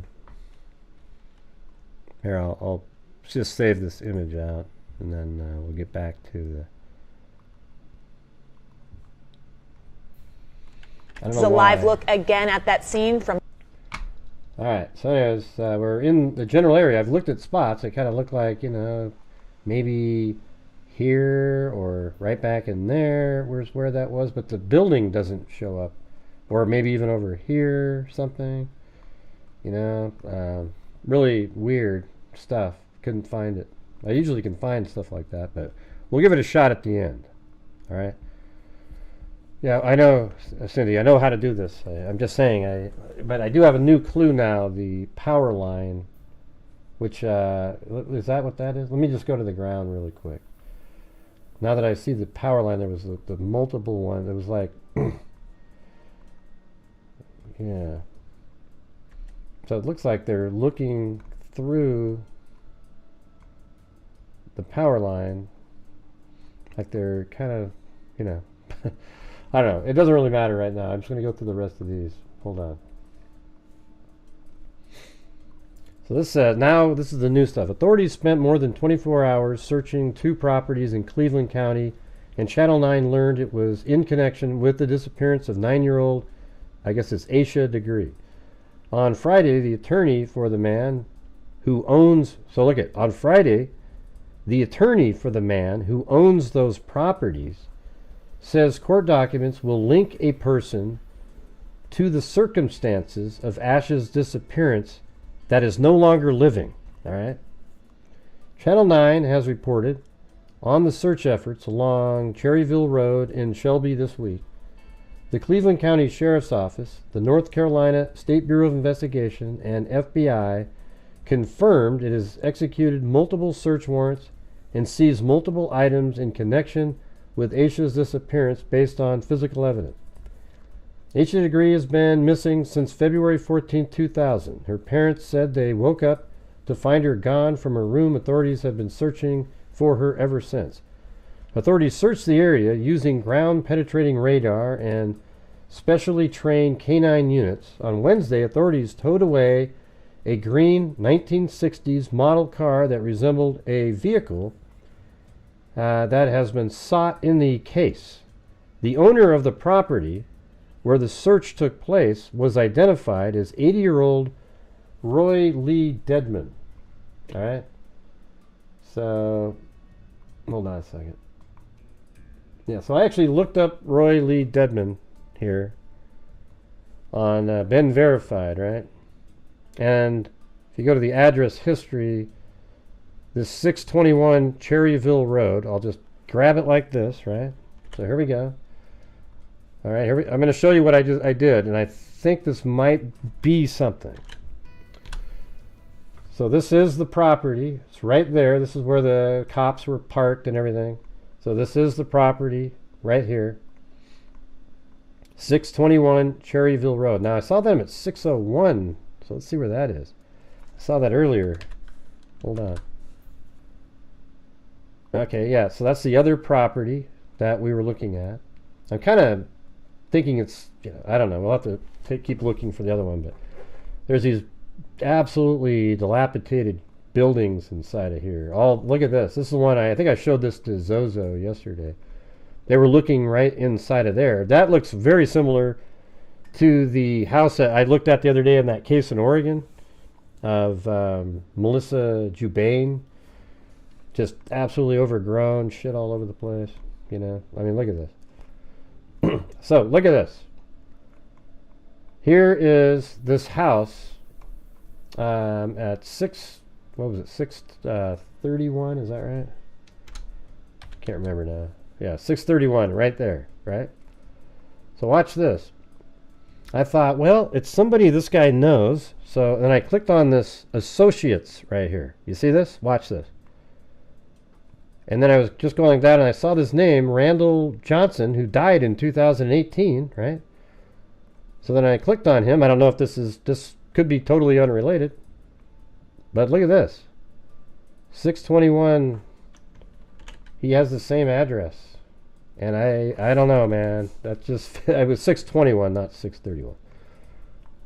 Right there. He had the same addresses right there.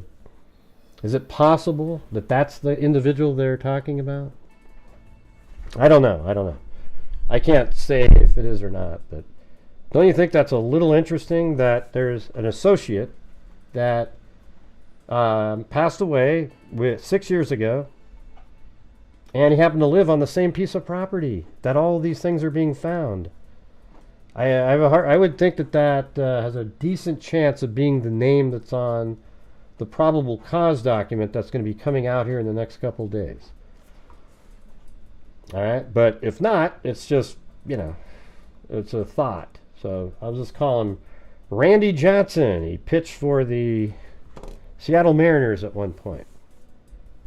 I know, I'm not looking for the tent, Kathy, because this is just Google Earth. All right. Hey, we got another J Case vision out here. That yes, we're looking at Google Earth and the tent's just showing up on Google Earth. I didn't see him have a criminal history. I thought I'd found like this guy though in the paper, Roy Lee Dedman. It's not really the most common name, and he's in this article in 1999, actually just a year before Asha went missing, and it said, owner Roy Lee Dedman and Connie Dedman had been working at the rest home until about 4:45. They were having issues with the safety of their rest homes that these guys ran. I don't know if that's related, but I mean that's 1 year before Asha went missing.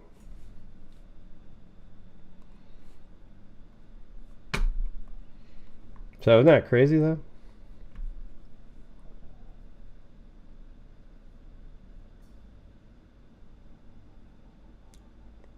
Why, you a psychic or something?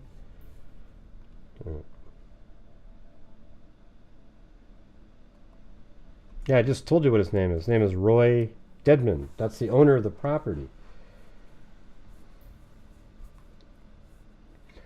But anyways, you guys, we're only about halfway to the goal tonight. So if you guys appreciate and enjoy this type of show, I need you guys' support to be able to continue to do these shows. Last night, the whole show was about giving to the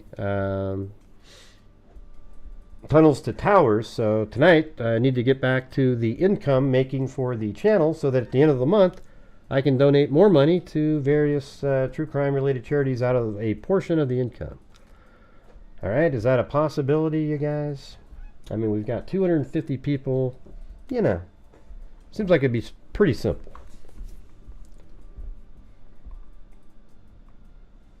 I know it's nobody ever answers when I say that. They just go, yeah. Just keep showing us, Gray. Let's see. Let me go back to that one.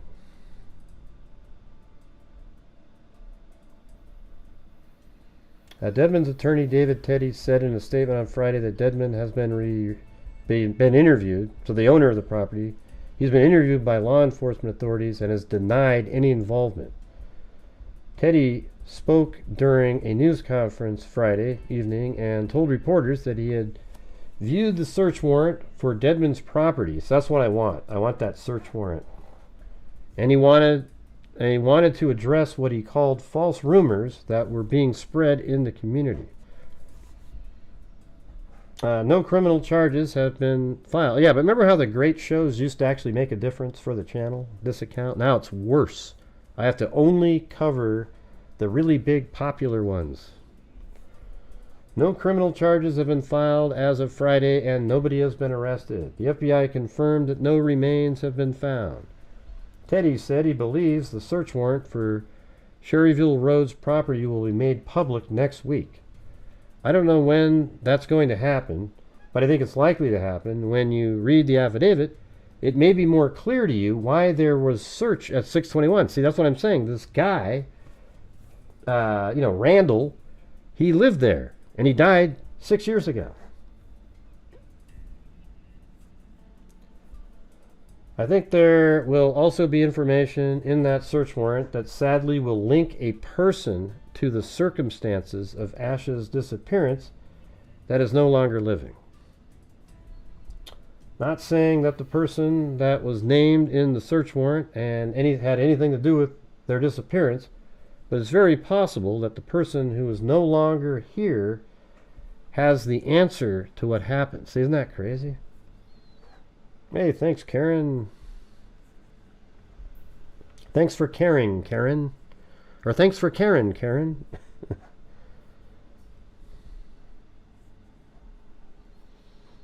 And that said, well, then Bridget Bauman gifted a membership to Brandon Collins. There you go. The attorney also said that he gave Cleveland County Sheriff Alan Norman information concerning Roy Dedman that is consistent with Roy's denial, so meaning he helped verify that he had nothing to do with it or something, of having knowledge of what happened to Asha Degree. Teddy said he feels that because there was all of this activity at this house and because all these false statements were made, I feel like he's sort of been convicted in court of public opinion. Teddy said there's still a tremendous amount of investigating ongoing. But you guys, I think that Randall guy, it just almost seems impossible that that's not the one. I mean, this person's not alive. So that's why I checked the associates. He's not alive, and he lived there. And they're saying that the address is going to be significant. It'll show why 621 is the plate, because that's where the guy lived. I mean, I don't know if that's him or not, you know. I'm just saying, it's just a theory based on the fact that that person is listed as an associate. All right, so I'm just going to guess that Randall Johnson is the person that they are talking about who's no longer alive. But it could be somebody totally different. All right. Thank you, Lisa Valenzuela. I think it's very, very likely, Cindy. See, when you say could be, you're just sort of like, yeah, it could be, you know. You're looking at some, they just said a second ago that the person they're looking for is somebody that's not alive anymore, and his associate just happened to live there too, and he's dead. Come on. Hey, thanks, Brandon Collins. Great work, Ray. And what timing? I just got gifted a membership. Oh, really? Sweet. Very cool. Now, see if you can find it then. See if you can find it.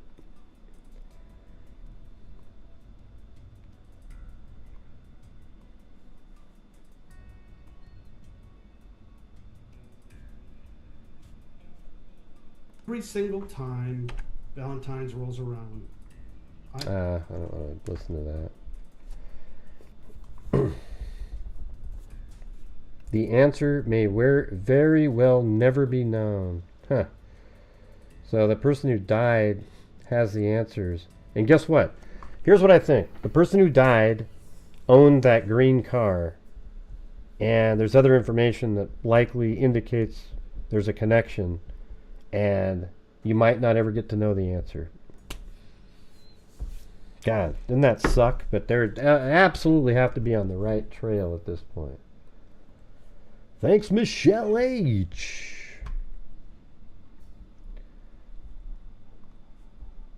A search of Shelby property by not only Cleveland County Sheriff's Office, but the FBI and State Bureau of Investigation on Sherryville Road this week has sparked a tsunami of speculation about the nature of the search and if it was related to the disappearance of 9-year-old Asha Degree.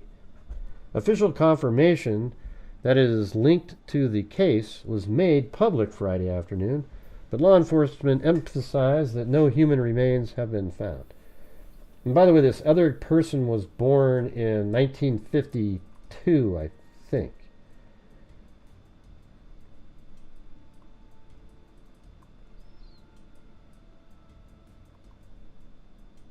Okay, so this is his thing. Let me see if that's right. Yeah, he was born in 1952, so he'd be about like, I don't know, 72 right now, this guy. So when Asha Degree went missing, he'd be 50, or God, I mean 48 or so. That's just like absolutely the correct age and everything that somebody would be. But I don't know, you know, I have no idea.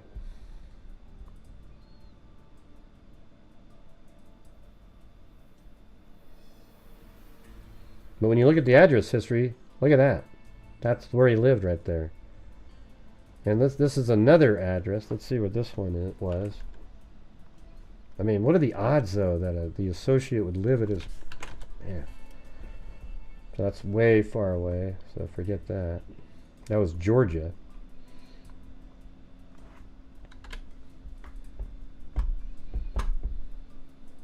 It might not be right, though. I'm just throwing it out there. It seems like a pretty good speculation, though.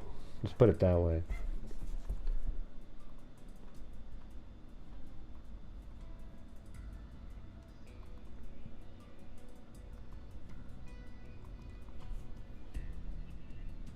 The Cleveland County Sheriff's Office on Friday confirmed that the investigators executed a search warrant this week.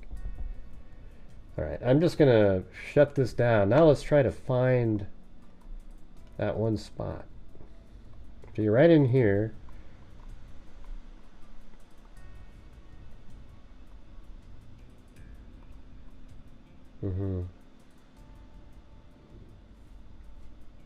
So I'm just going to go down to the street view. Everything else I verified already.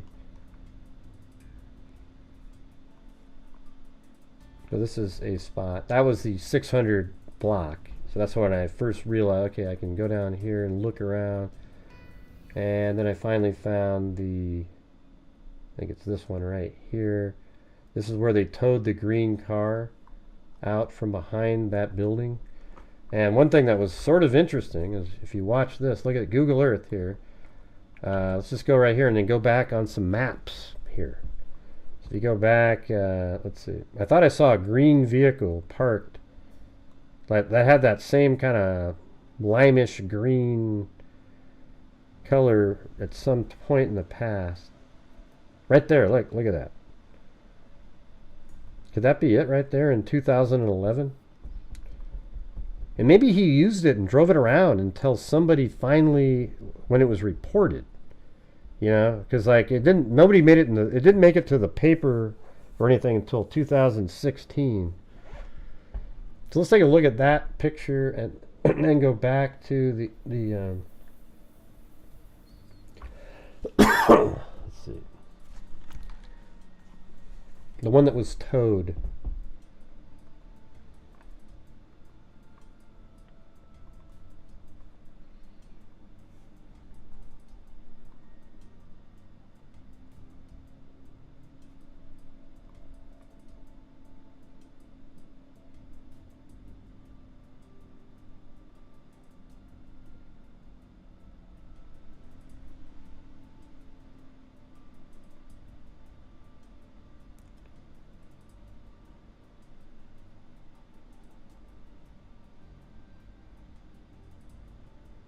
There it is.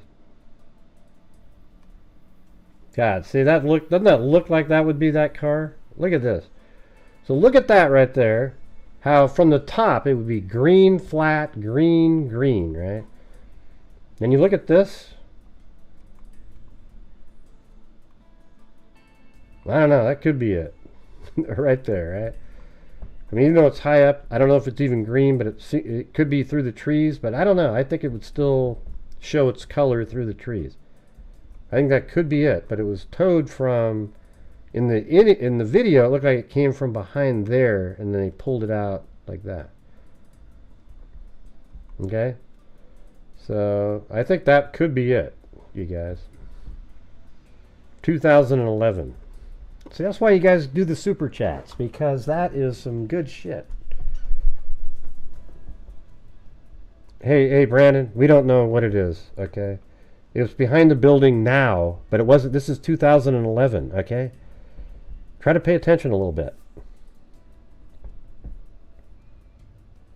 Yeah. Anyways, let's see. So let's go back to see if we can find the time where in 2000. 2005. This is 1998, so now it's like you can't see it. So there's really no good images until you get to, like, that's okay, but it's pretty bad. And then 2000 and hey Brandon, you're just wrong, man. Sorry, you're just wrong. I do this a long time, and this right here, that's a green car. It's on the property. This is 2011. There's no other place to see where the car is. There's no historical images to look at to see it. Okay, I'm showing you all the satellite footage that exists. Here's something we could try to do, though, is let's do the street view version. All right. So we go to the Google Maps. Now let me hit the okay, go like that.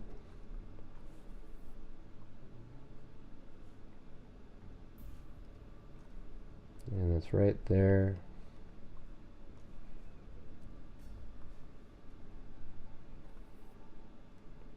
So this might be interesting.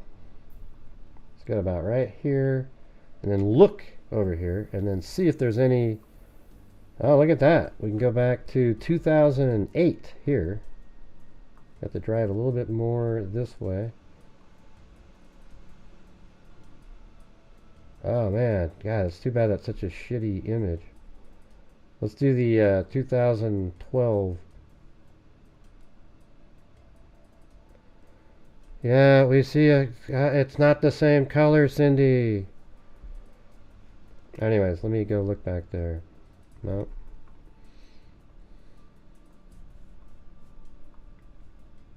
Wow, this is totally different. There was like trees built up all the way through there.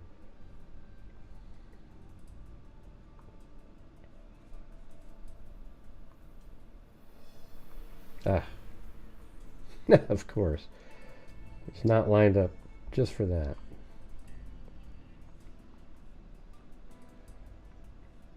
So that's 2008 here. It's not, Cindy. You're incorrect. Hey, thanks, Tawny Lee. Your brain doesn't work correct.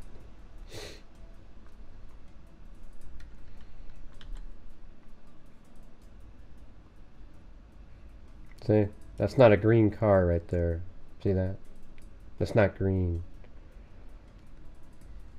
That's a green car right there, though.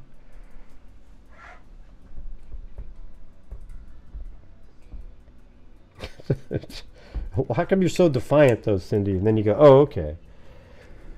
Hey, thanks, Tawny Lee. And also Sandy Shirley up there.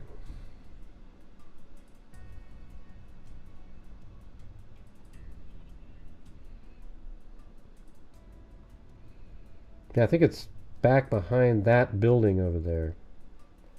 Or somewhere. I mean, we don't know, but this shot here is 2008. 2012 is close to the you know, the date that, let's see what happens if you go over here. Is there any kind of an angle through there where you can, yeah, it's close to the date where it was, you could see something that looked like it could be from the satellite image.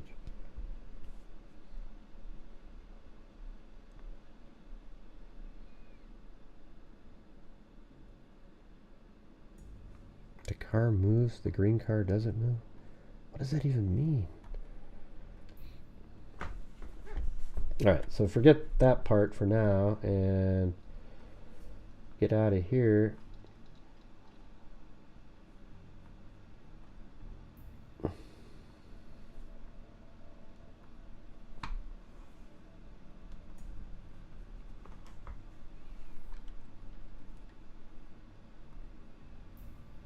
Maybe that's a good one to use to try to figure this out.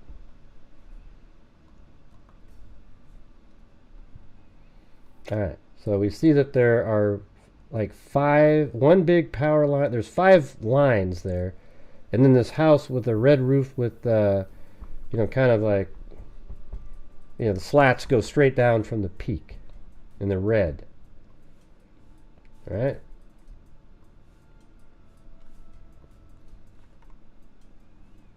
This might be easy. This is 2011 here.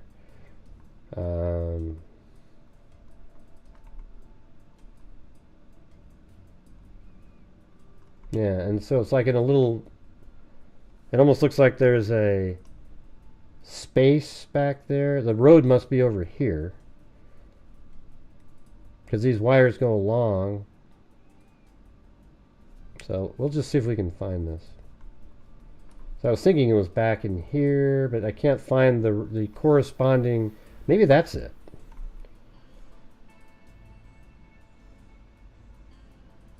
Maybe that house, that thing right there, that might be the barn that it was, the vehicle was pulled. Let's go look at that again.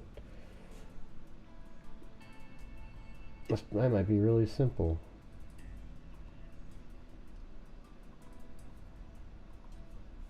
No, that's not it.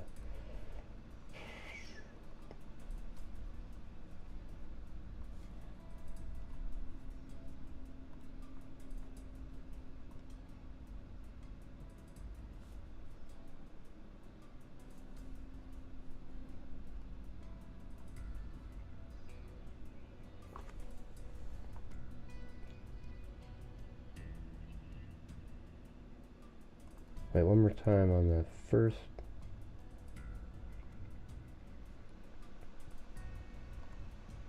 Ah. Darn it.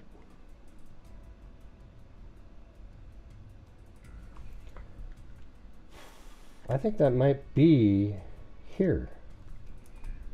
I mean, how high are those trees right there? And it just looks like it's a woods. Let's see. Oh yeah, those are, okay. Yeah, that makes a hell of a lot of sense.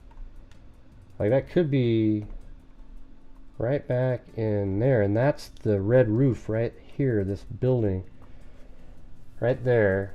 Except there's a lot of like bushes in this picture here. But that one doesn't look like that. So couldn't it be back kind of over here? Yeah, look at that picture. That one looks pretty good. Let me go back again.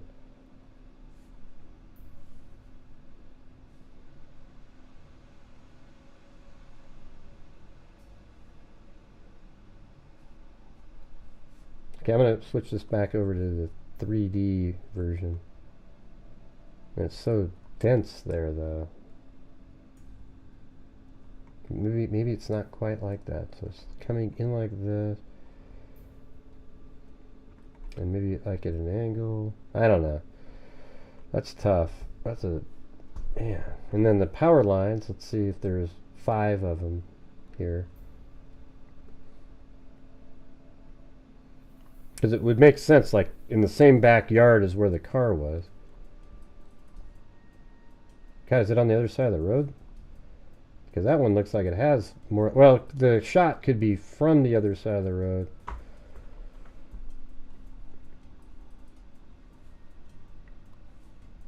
It has one really thick power line and then maybe 4...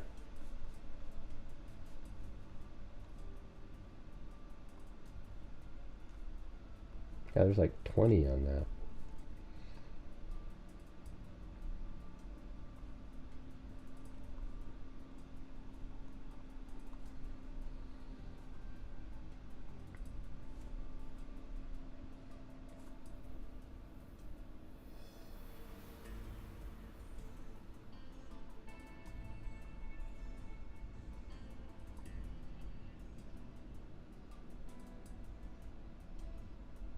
Oh, is this you just sent me the press conference or what? Yeah, it's not playing for me either.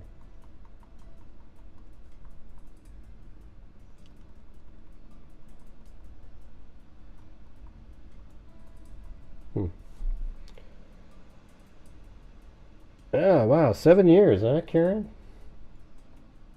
That's a lot of years. So you started. When did you start watching? During Kanika Jenkins or something, or what? Delphi, maybe. Thank you.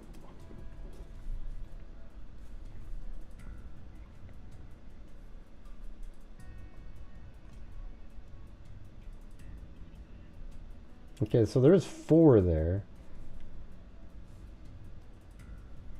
And it's right above here where there's 4. So I don't know. I just feel like they're towing from here, and are they looking... Why would they put a tent next to that thin little tree line, though? That's kind of... God, that was just a little wider. Does anybody else have any of this helicopter footage to look at? It's called Chopper 9 Sky Zoom. Let's see. Chopper 9 Sky Zoom Asha Degree. Wow, is that it? How cool is this? Oh man, these are sweet. Now on 9, breaking news. Thank you for joining us. I'm Hannah Getz. I'm Scott.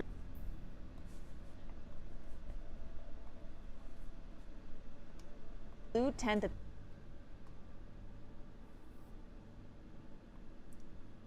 Degree, the case haunting a community. Hey, municipality. Back in the headlines. Is that how, like, you have a kid that says municipality like that? Hello everyone. SBI also searched second property. Yeah, on Hawthorne Lane. Yeah. Well, I think that's the same. That's the same person. Connie Deadman is the wife of hold on, of Roy Lee Deadman. Let's see, the Hawthorne Lane.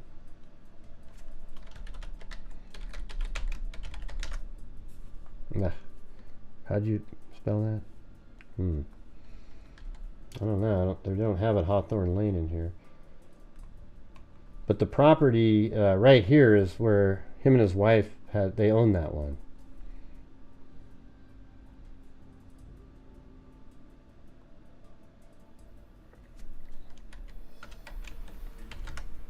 Yeah, there's no Hawthorne Lane right here. Are you spelling it right? No, it's just, there's no E at the end. Hawthorne Lane. Ah, jeez. No, that's not even there either. Don't see it. Municipality.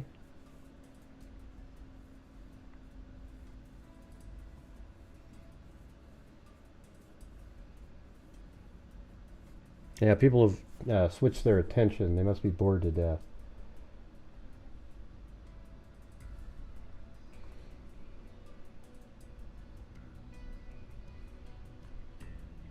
But I can go check something though. Hold on.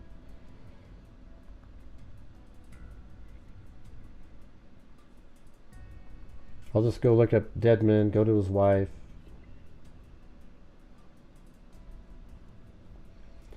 Relatives. And Connie, she's still around. I think he's 6 years younger. And okay, so it's 5106 Hawthorne Lane. So I guess it does exist, but somehow it didn't. Alright, so over here.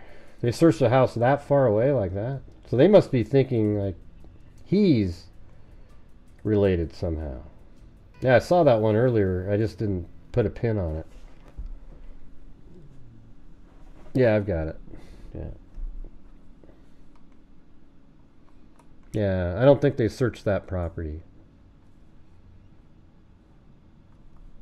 They searched a bunch of properties right here.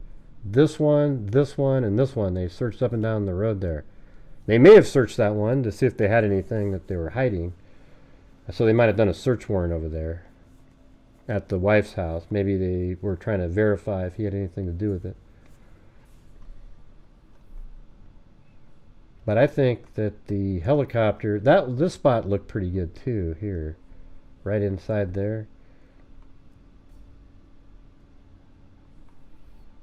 But you get that picture out again. Only problem is it doesn't have the red roof. See, it seems like, couldn't that be the house with the red roof on it right there?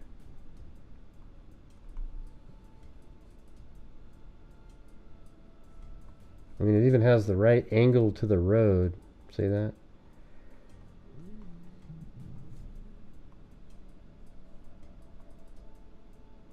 And there it is with has the slats going correctly.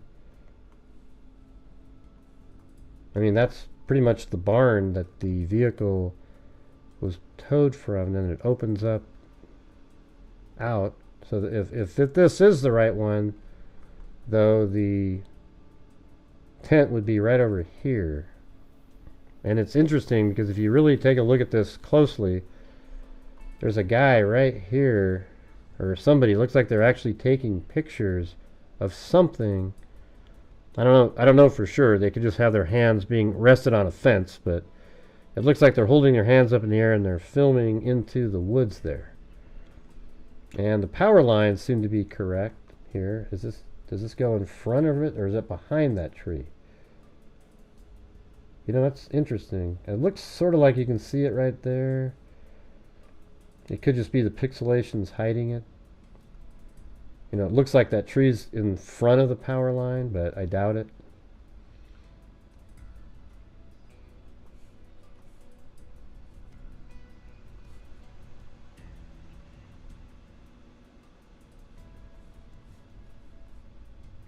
One, two, three, four, five. Oh, is it from that angle? Holy shit! That looks like the thick one, and then doom, doom, doom. All right, so now let's look at it differently with a different sort of visual. That's crazy. So maybe it's. God, that was so perfect. Because look at this. You have the thick one, right? See the thick line right there? And then four smaller ones? That's exactly what you have in this position. So if you go to the ground and look up in the air and then turn around, it's the thick one here, and then 2, 3, 4, 5. So I think that now it feels like that picture from the helicopter could have been from over here. Let's look at it like that.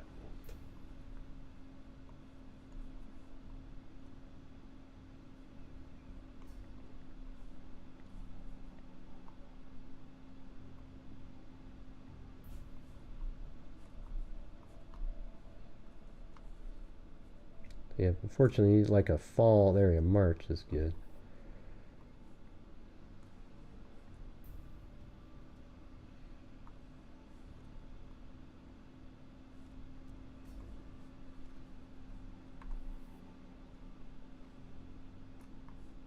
God, just crazy. Let me look at this a little A bit. massive search of a See? Cleveland County property enters day 2, and we are live over that scene right now with Chopper 9 Sky Zoom. You can see law enforcement standing in what looks like a field next to a wood line, next to a blue tent that they put up in just the last hour. Now, after hours of unanswered questions, new video ties this back to the 9-year-old's disappearance from 24 years ago. They towed away a green car. You see a picture. Wickersham, thanks for being with us. In the past 2 hours, investigators say they towed away a green car. You see a picture right there. That car, very similar in color and age as the pictures of cars on the right here that the FBI said Asha may have gotten into based on witness accounts. Now, for 24 years. Coverage for you. Let's here.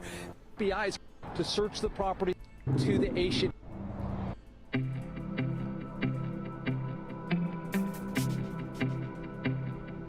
And over the last hour, we reached out to the FBI to find out if that green colored car is connected to the Asha Degree case. We have not gotten a response so far. Our Degree case 24 years ago, some fans hoping for answers in. It would be good for all these it ain't from the sheriffs. And over the last That's the hour, house we right reached there, out to the FBI 621. to find out if that green colored car is connected to the Asha Degree case. We have not gotten a response so Degree case. The evening continue live. Last 2 search for Asha abducted. Since then, law enforcement. Day, Asha Degree found 2 walking on 30 in the was February of Huntington. Fathers. Because they're Or 8-4. Here is that blue tent that they find Sky Zoom, where you can again see with law enforcement. Yeah, this is a live look again at that scene from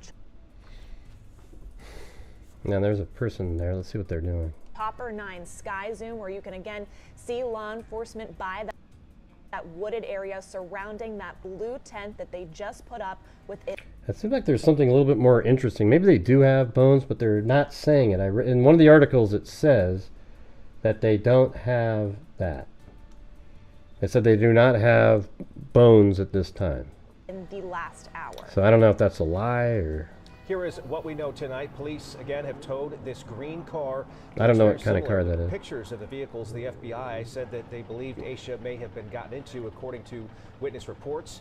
Of course, we continue to ask our sources at the FBI and the Sheriff's Office about what's happening out there. Yeah, man on his deathbed, as I read earlier. There at that search, what's going on under that blue tent right now, and again, whether specifically it is connected to Asha Degree's disappearance.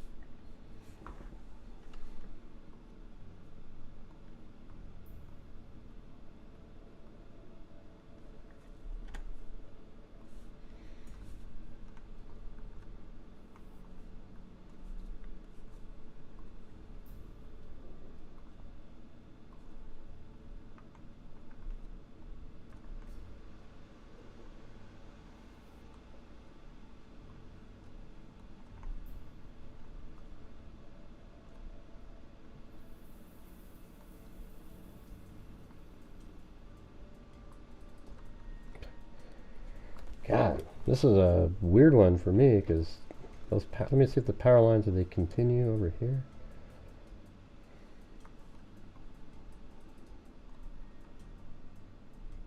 Where are they?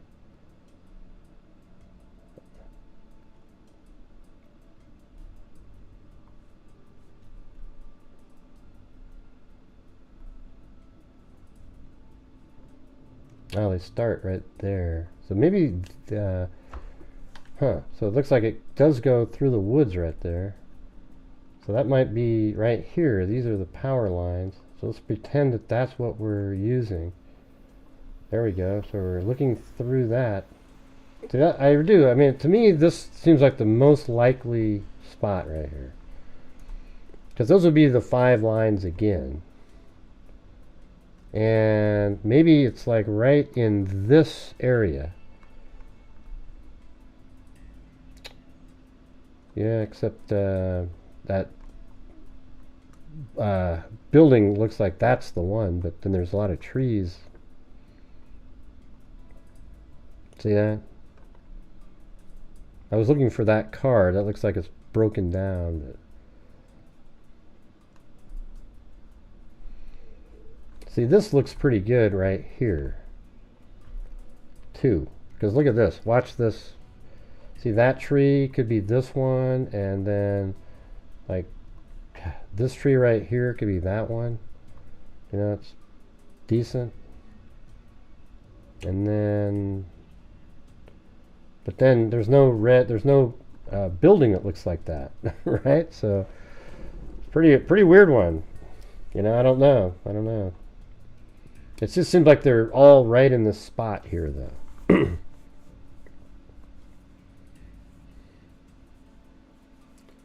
But it'd be kind of cool to know where that tent was. And so here's the main property that they were looking at. And it's interesting that just down the road in these see, look at, here's something that you should think about. So they searched this area too, but this is 2018. If I got the right guy, then back then these are still probably dilapidated areas here. Like look at this spot. Well, hell, we could even do that. So let's do the Google Earth again. That's right here.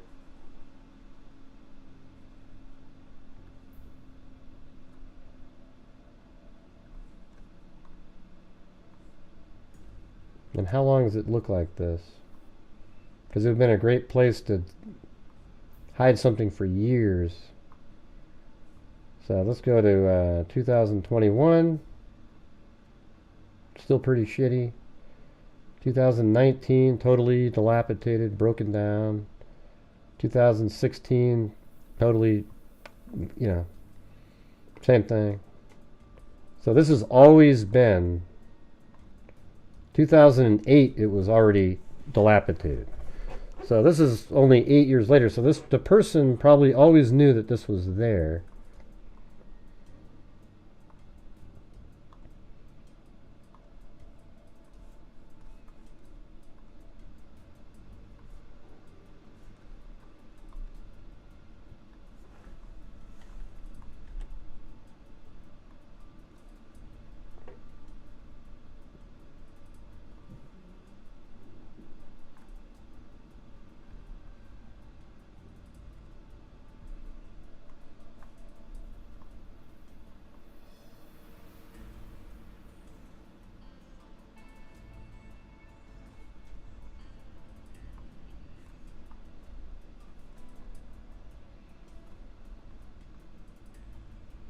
I wonder why I put that car though on a house that was still working.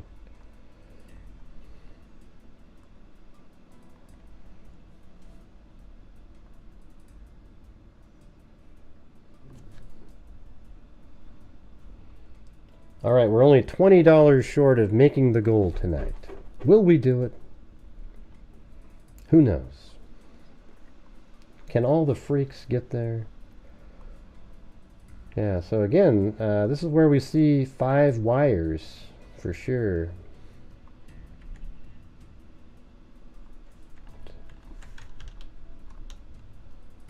So this is also Google Maps.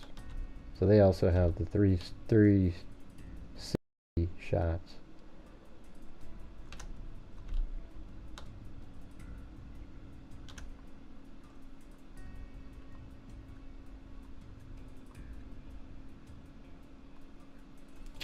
So, don't know. Can't really find it. I kind of think it's either right here or right there, but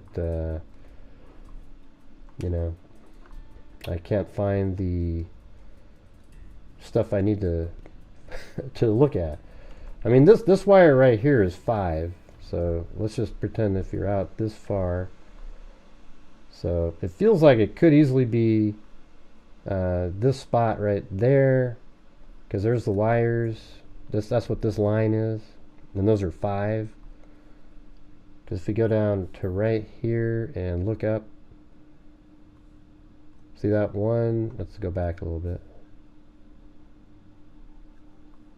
So right there, 1, 2, 3, 4, 5, and they're shooting across. So I'm pretty sure that this wire here is what they're looking at, and it goes right past. Okay, so it can't be, it's not going to be this one. So it's going to be, now we can just say it's in between here and there. Right, because it disappeared, those wires. So now we've narrowed it down to my spots. Okay, it's right here to right there. Those are the wires that we see in this shot right here. And so given that angle, it's kind of like this.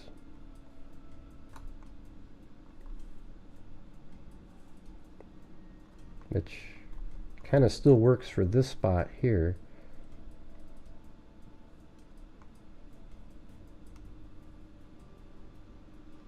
And then that tree could be the one that looked like it was, and is actually, in front of the wires. So you remember earlier I was questioning that?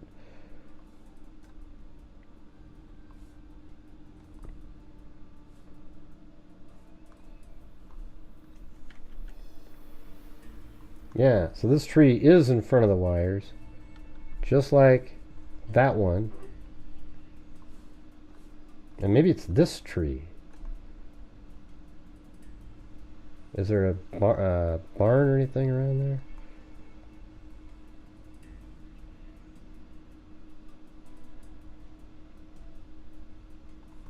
God, it's crazy.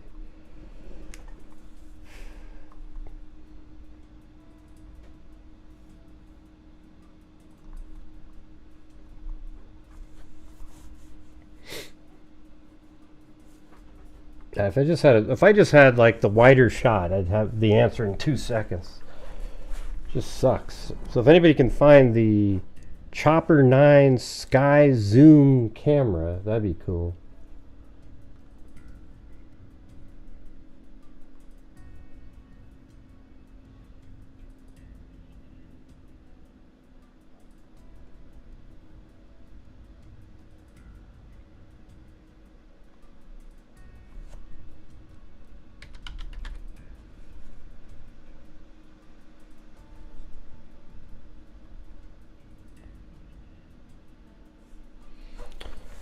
Let's see. Huh?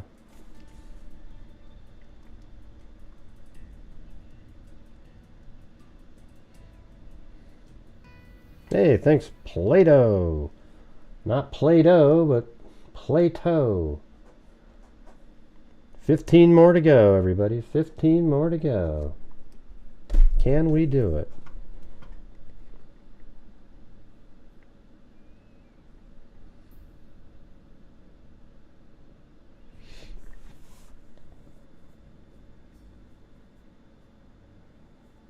Huh?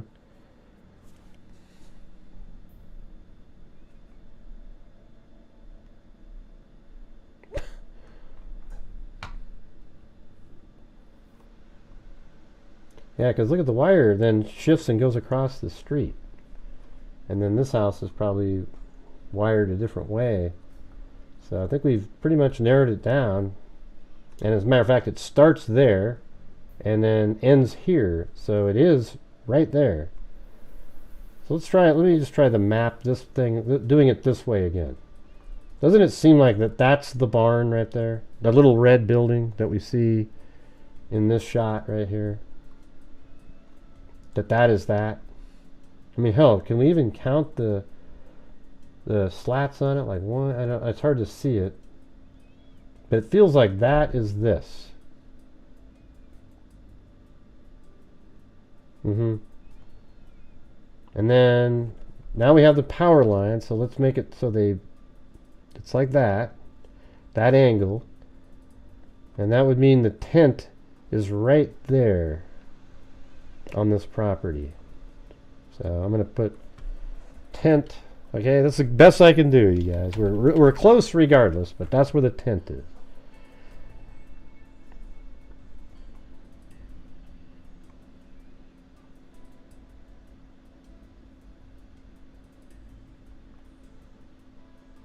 And that's right where they pulled the car out from, so yes, that would make a good spot too, right?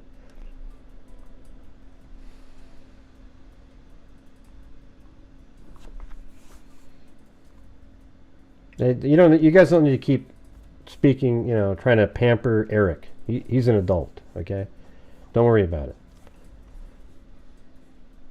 Now we need 15 more alley cake. 15 more. That's the goal for the night.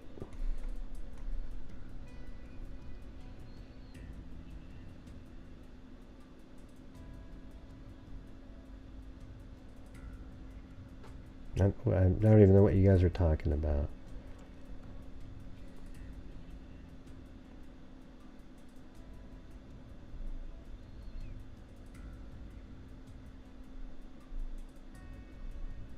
He only made one comment in here. It's irrelevant to anything. I don't know what you're even having a conversation. It's one comment. Yeah. Yeah, it's weird too because you can't see the road. That's why I'm saying it was just panned out a little bit more. Like this big tree right there is probably this tree, right? And just off to the left, because it's the only thing that works. So I even turned it so that, okay, let me show you, watch. Like that. So now look at the power lines. See how I have those exactly the same angle? And then look at the roof of that house is right there, okay? Now we're kind of missing a little bit like that tree though that's right there, So there's things that are just kind of bothersome, but this all works. That little opening there. Let's zoom in a little bit. I think it's more like this. And I think there is a tree there. Let's use a different map. Okay, it's just chock full of trees at some point. So maybe that right there is a tree that's, right here. See? That one. And this is what they used on the 360 degree, the 3D models. And look at these trees aren't very tall in this picture, but later they get bigger. See, they're getting bigger, bigger, bigger. And I mean, look, it's like freaking forest in that one. And there we go.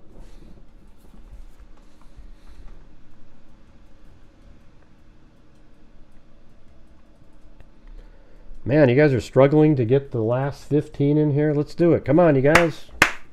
Should be simple. There we go. Look at that. Municipality. You did it. All right. Make sure to check in at the end of the month. Last month, my channel gave out $3,000 to the Identifinders International. We've given them over 90, I think like 92 or 3,000 or so at this point for identifying Jane and John Does. It comes out of the income. So my ad revenue, super chats, etc. There was a few months where we were able to give 5,000, 6,000. One month I did 10 during like the original like Koberger months. Yeah. Now I look back and go, what the hell was I doing? That's ridiculous.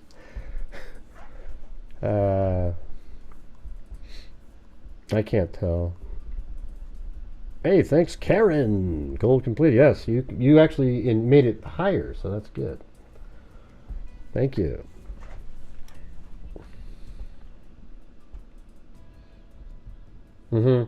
Yeah, I don't know. Yeah, it's weird because this roof sort of looks old, And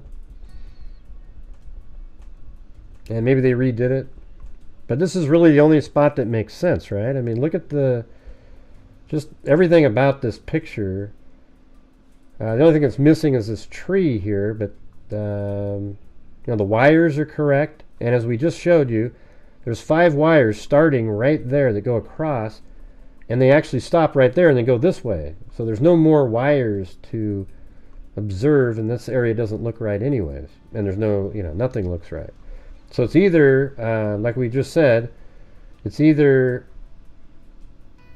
on the 3, you know, this view is easier to see. It's either right there or right there, but the only part that has the barn is right here. And that's where they towed that vehicle behind, which is this lot, making it seem more like this. 360 degree is 8 years ago, though. That's why these trees aren't built up right here.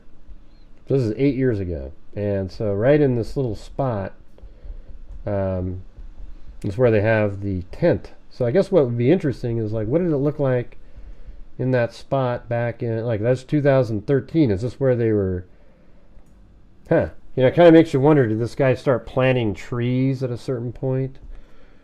You know, to cover up a spot that he had buried something?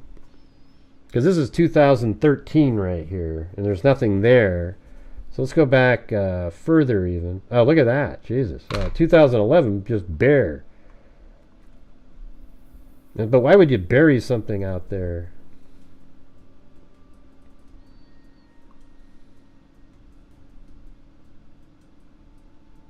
And that spot looks good for the tree too, but there's no barn over here. And that's right at the, see, there's the wire again. But man, okay, so like, look how good this one works too. Like if you were to say, like, go like this, it doesn't really work great with the angle of the, say you back that a little bit. You know, like there's that tree, and then this clump over here is right there, you know. But then there's no barn here. The barn would be right there. The only place that works is this one. So gotta have to go with that. But it's also kind of weird that you would bury a body or something there, and then years later you're planting trees where it eventually looks like this. I mean, you could have done it to cover stuff up for sure, right? I mean, look at that. There is nothing. You couldn't find a damn thing there. But look at what it looked like. Yeah, 2006. Yeah. Yeah, it's pretty interesting though. Everything. This is a pretty. It's really interesting that there's something moving in this case. It's been so long. I guess we'll have to find out what the hell happened. Tree gate. Why is that tree there? But the only spot, the spot that I picked is the only spot that really makes sense. Okay? So there you go, everybody. There you have it.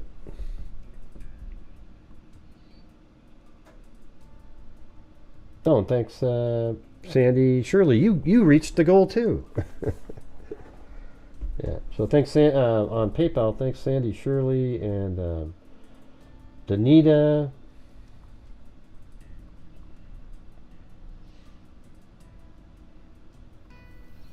Susan, Roger, and there's some random one, like earlier, like there was a Tunnels to Tower, Michelle, H, so thank you. And you guys have any thoughts on this at all? What do you guys think? Let me check Facebook, see if there's anything else. Apparently there was supposed to be a press conference, but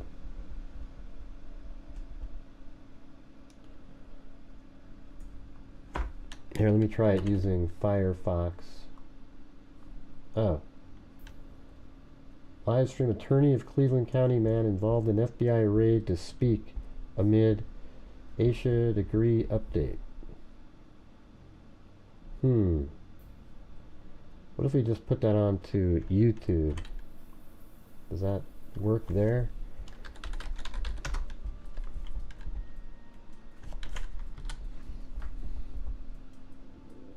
No.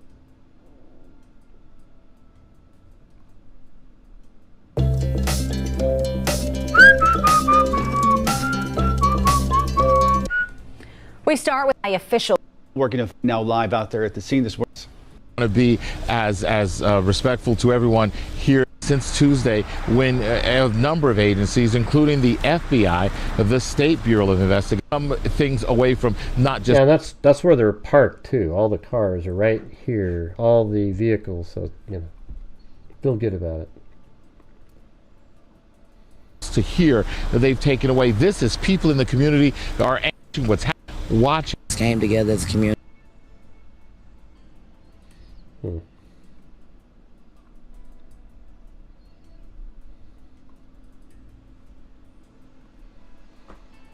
let's try Firefox. Is that gonna work?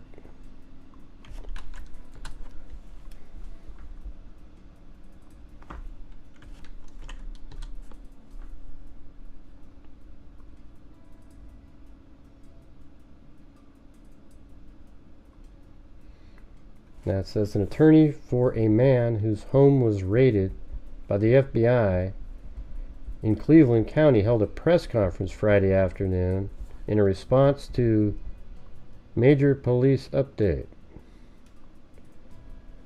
On Friday, September 13th, the Cleveland County Sheriff's Office confirmed that search warrants carried out on a property earlier this week on Cherryville Road in Shelby is connected with the disappearance of Asha Degree. The then 9-year-old girl went missing from her home in February of 2000. So look where this is located. So this is where Asha lived right there. She's spotted right there. And look at, it's only about like 3 miles from there where all this search is going. So this is where the actual, she was abducted and brought over here, but this person threw the backpack away up here. So that's completely, maybe they worked in Morgantown, and then the next morning when they were going to work, they threw her stuff over there.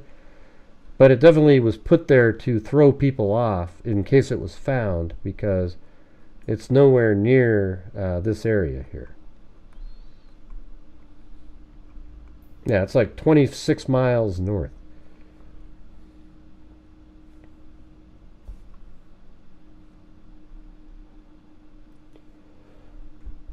Huh.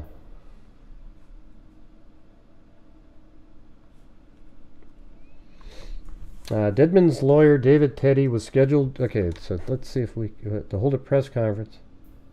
The live stream has ended. Okay, so David Teddy. Let's see.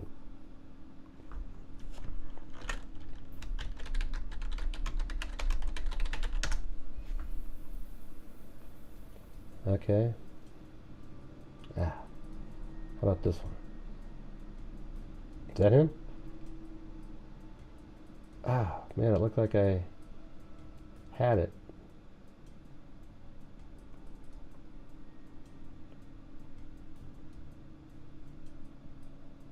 In Shelby, we've been bringing, as we spoke with Asha. You didn't turn that in. Man, for a long time. We spoke with Asha's of not knowing what decades later police never gave investigators he knows. And I'm concerned not only for my client, Roy Dedman, and for his family, but most importantly, and as a citizen. What happened to Asha Degree? Teddy says the rumors about his client have to stop. I'm disturbed as a lawyer and as a citizen of this community about the information that has been spread out there. And I'm concerned not only for my client, Roy Dedman, and for his family, but most importantly, I'm concerned for the Degree family. Teddy reiterated that what the Cleveland County Sheriff said earlier today, which is that no body was found on the Cherryville Road property. We'll keep asking for details. Yeah, so they didn't find a body. That's what everybody was saying at first, though, weirdly.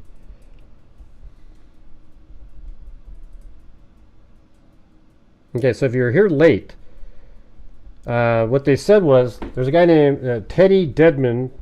He's the owner of the property. That was his attorney right there. What was said was that there's an individual that's passed away that Dedman knew, and that's why they're searching there. So I went to Dedman's Ben Verified and looked at his associates, and lo and behold, There was an individual in there with the first name of Randall, okay?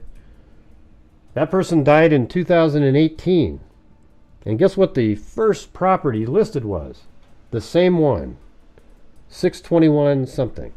So it's just an assumption. I'm guessing. I'm not saying this is a fact, but I'm thinking that this person might be the person that's listed on the search warrant as the individual of why they're there. It makes sense.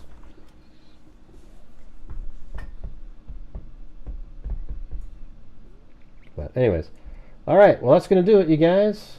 We did 2 hours. Did 4 yesterday. Yeah. Well, I'm thinking. Let's just see who the name is, and I have a feeling that it's right because you just think about it like you have 2 instances. Somebody died, somebody who's not alive anymore, and then they also lived on that same property. That's Zozo's line, Plato. No, I've got to... I might go on the other channel a little bit later. It's the political channel that a lot of you might not like. That's why I do it over there. Okay? Alright, this is my true crime channel.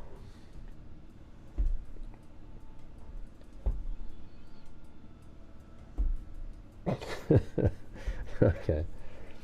Alright, did you guys find that interesting, the show, at least? I thought it was pretty good. It kind of was an old school type show, wasn't it?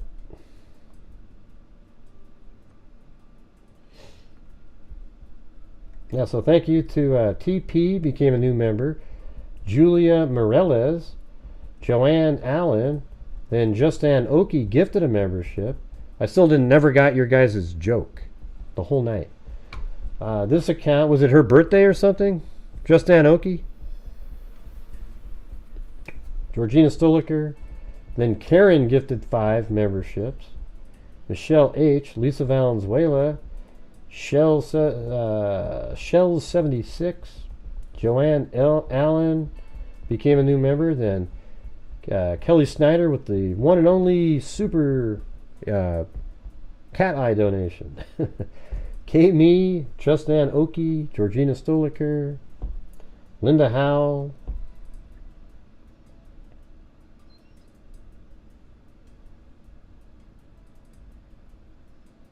Yeah, it was cool. I think everything's kind of... let's just see who the name is on that sheet. I could be totally off, you know. But it just... you know, when you have 2 elements like that, an associate... the fact that he lived on that property and isn't alive, or had that address at least listed in there, that means something to me. But it might not mean a damn thing. That's the whole thing. It's speculation based on information. Hold on, I was going through this.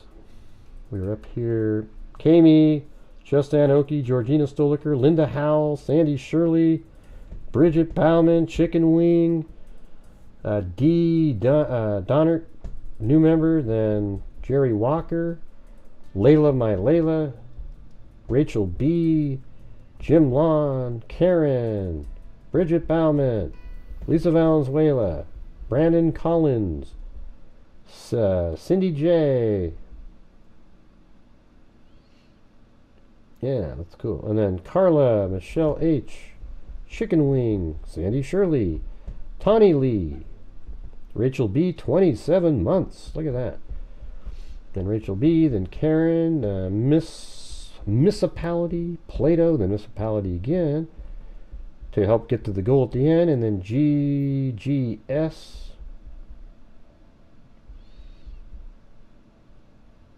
And then she's an Oogla Boogla.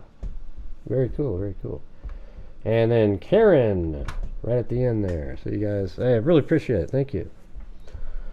All right. Well, thank you, and we will see you. Yeah, I saw that, Lisa. Yeah, I saw it. But anyways, this is our non-political channel. So we'll see you guys tomorrow. Hopefully, you know, we'll be getting some more information in the Madeline Soto case, I'm sure. I hope you guys are finding that interesting also. And we'll see you guys tomorrow. All right. So thank you all again, and thank you for your generosity. Thank you, mods, for all you do. I appreciate it. And we'll see you guys later. Thank you for watching. And as I always say, until next time, be safe out there.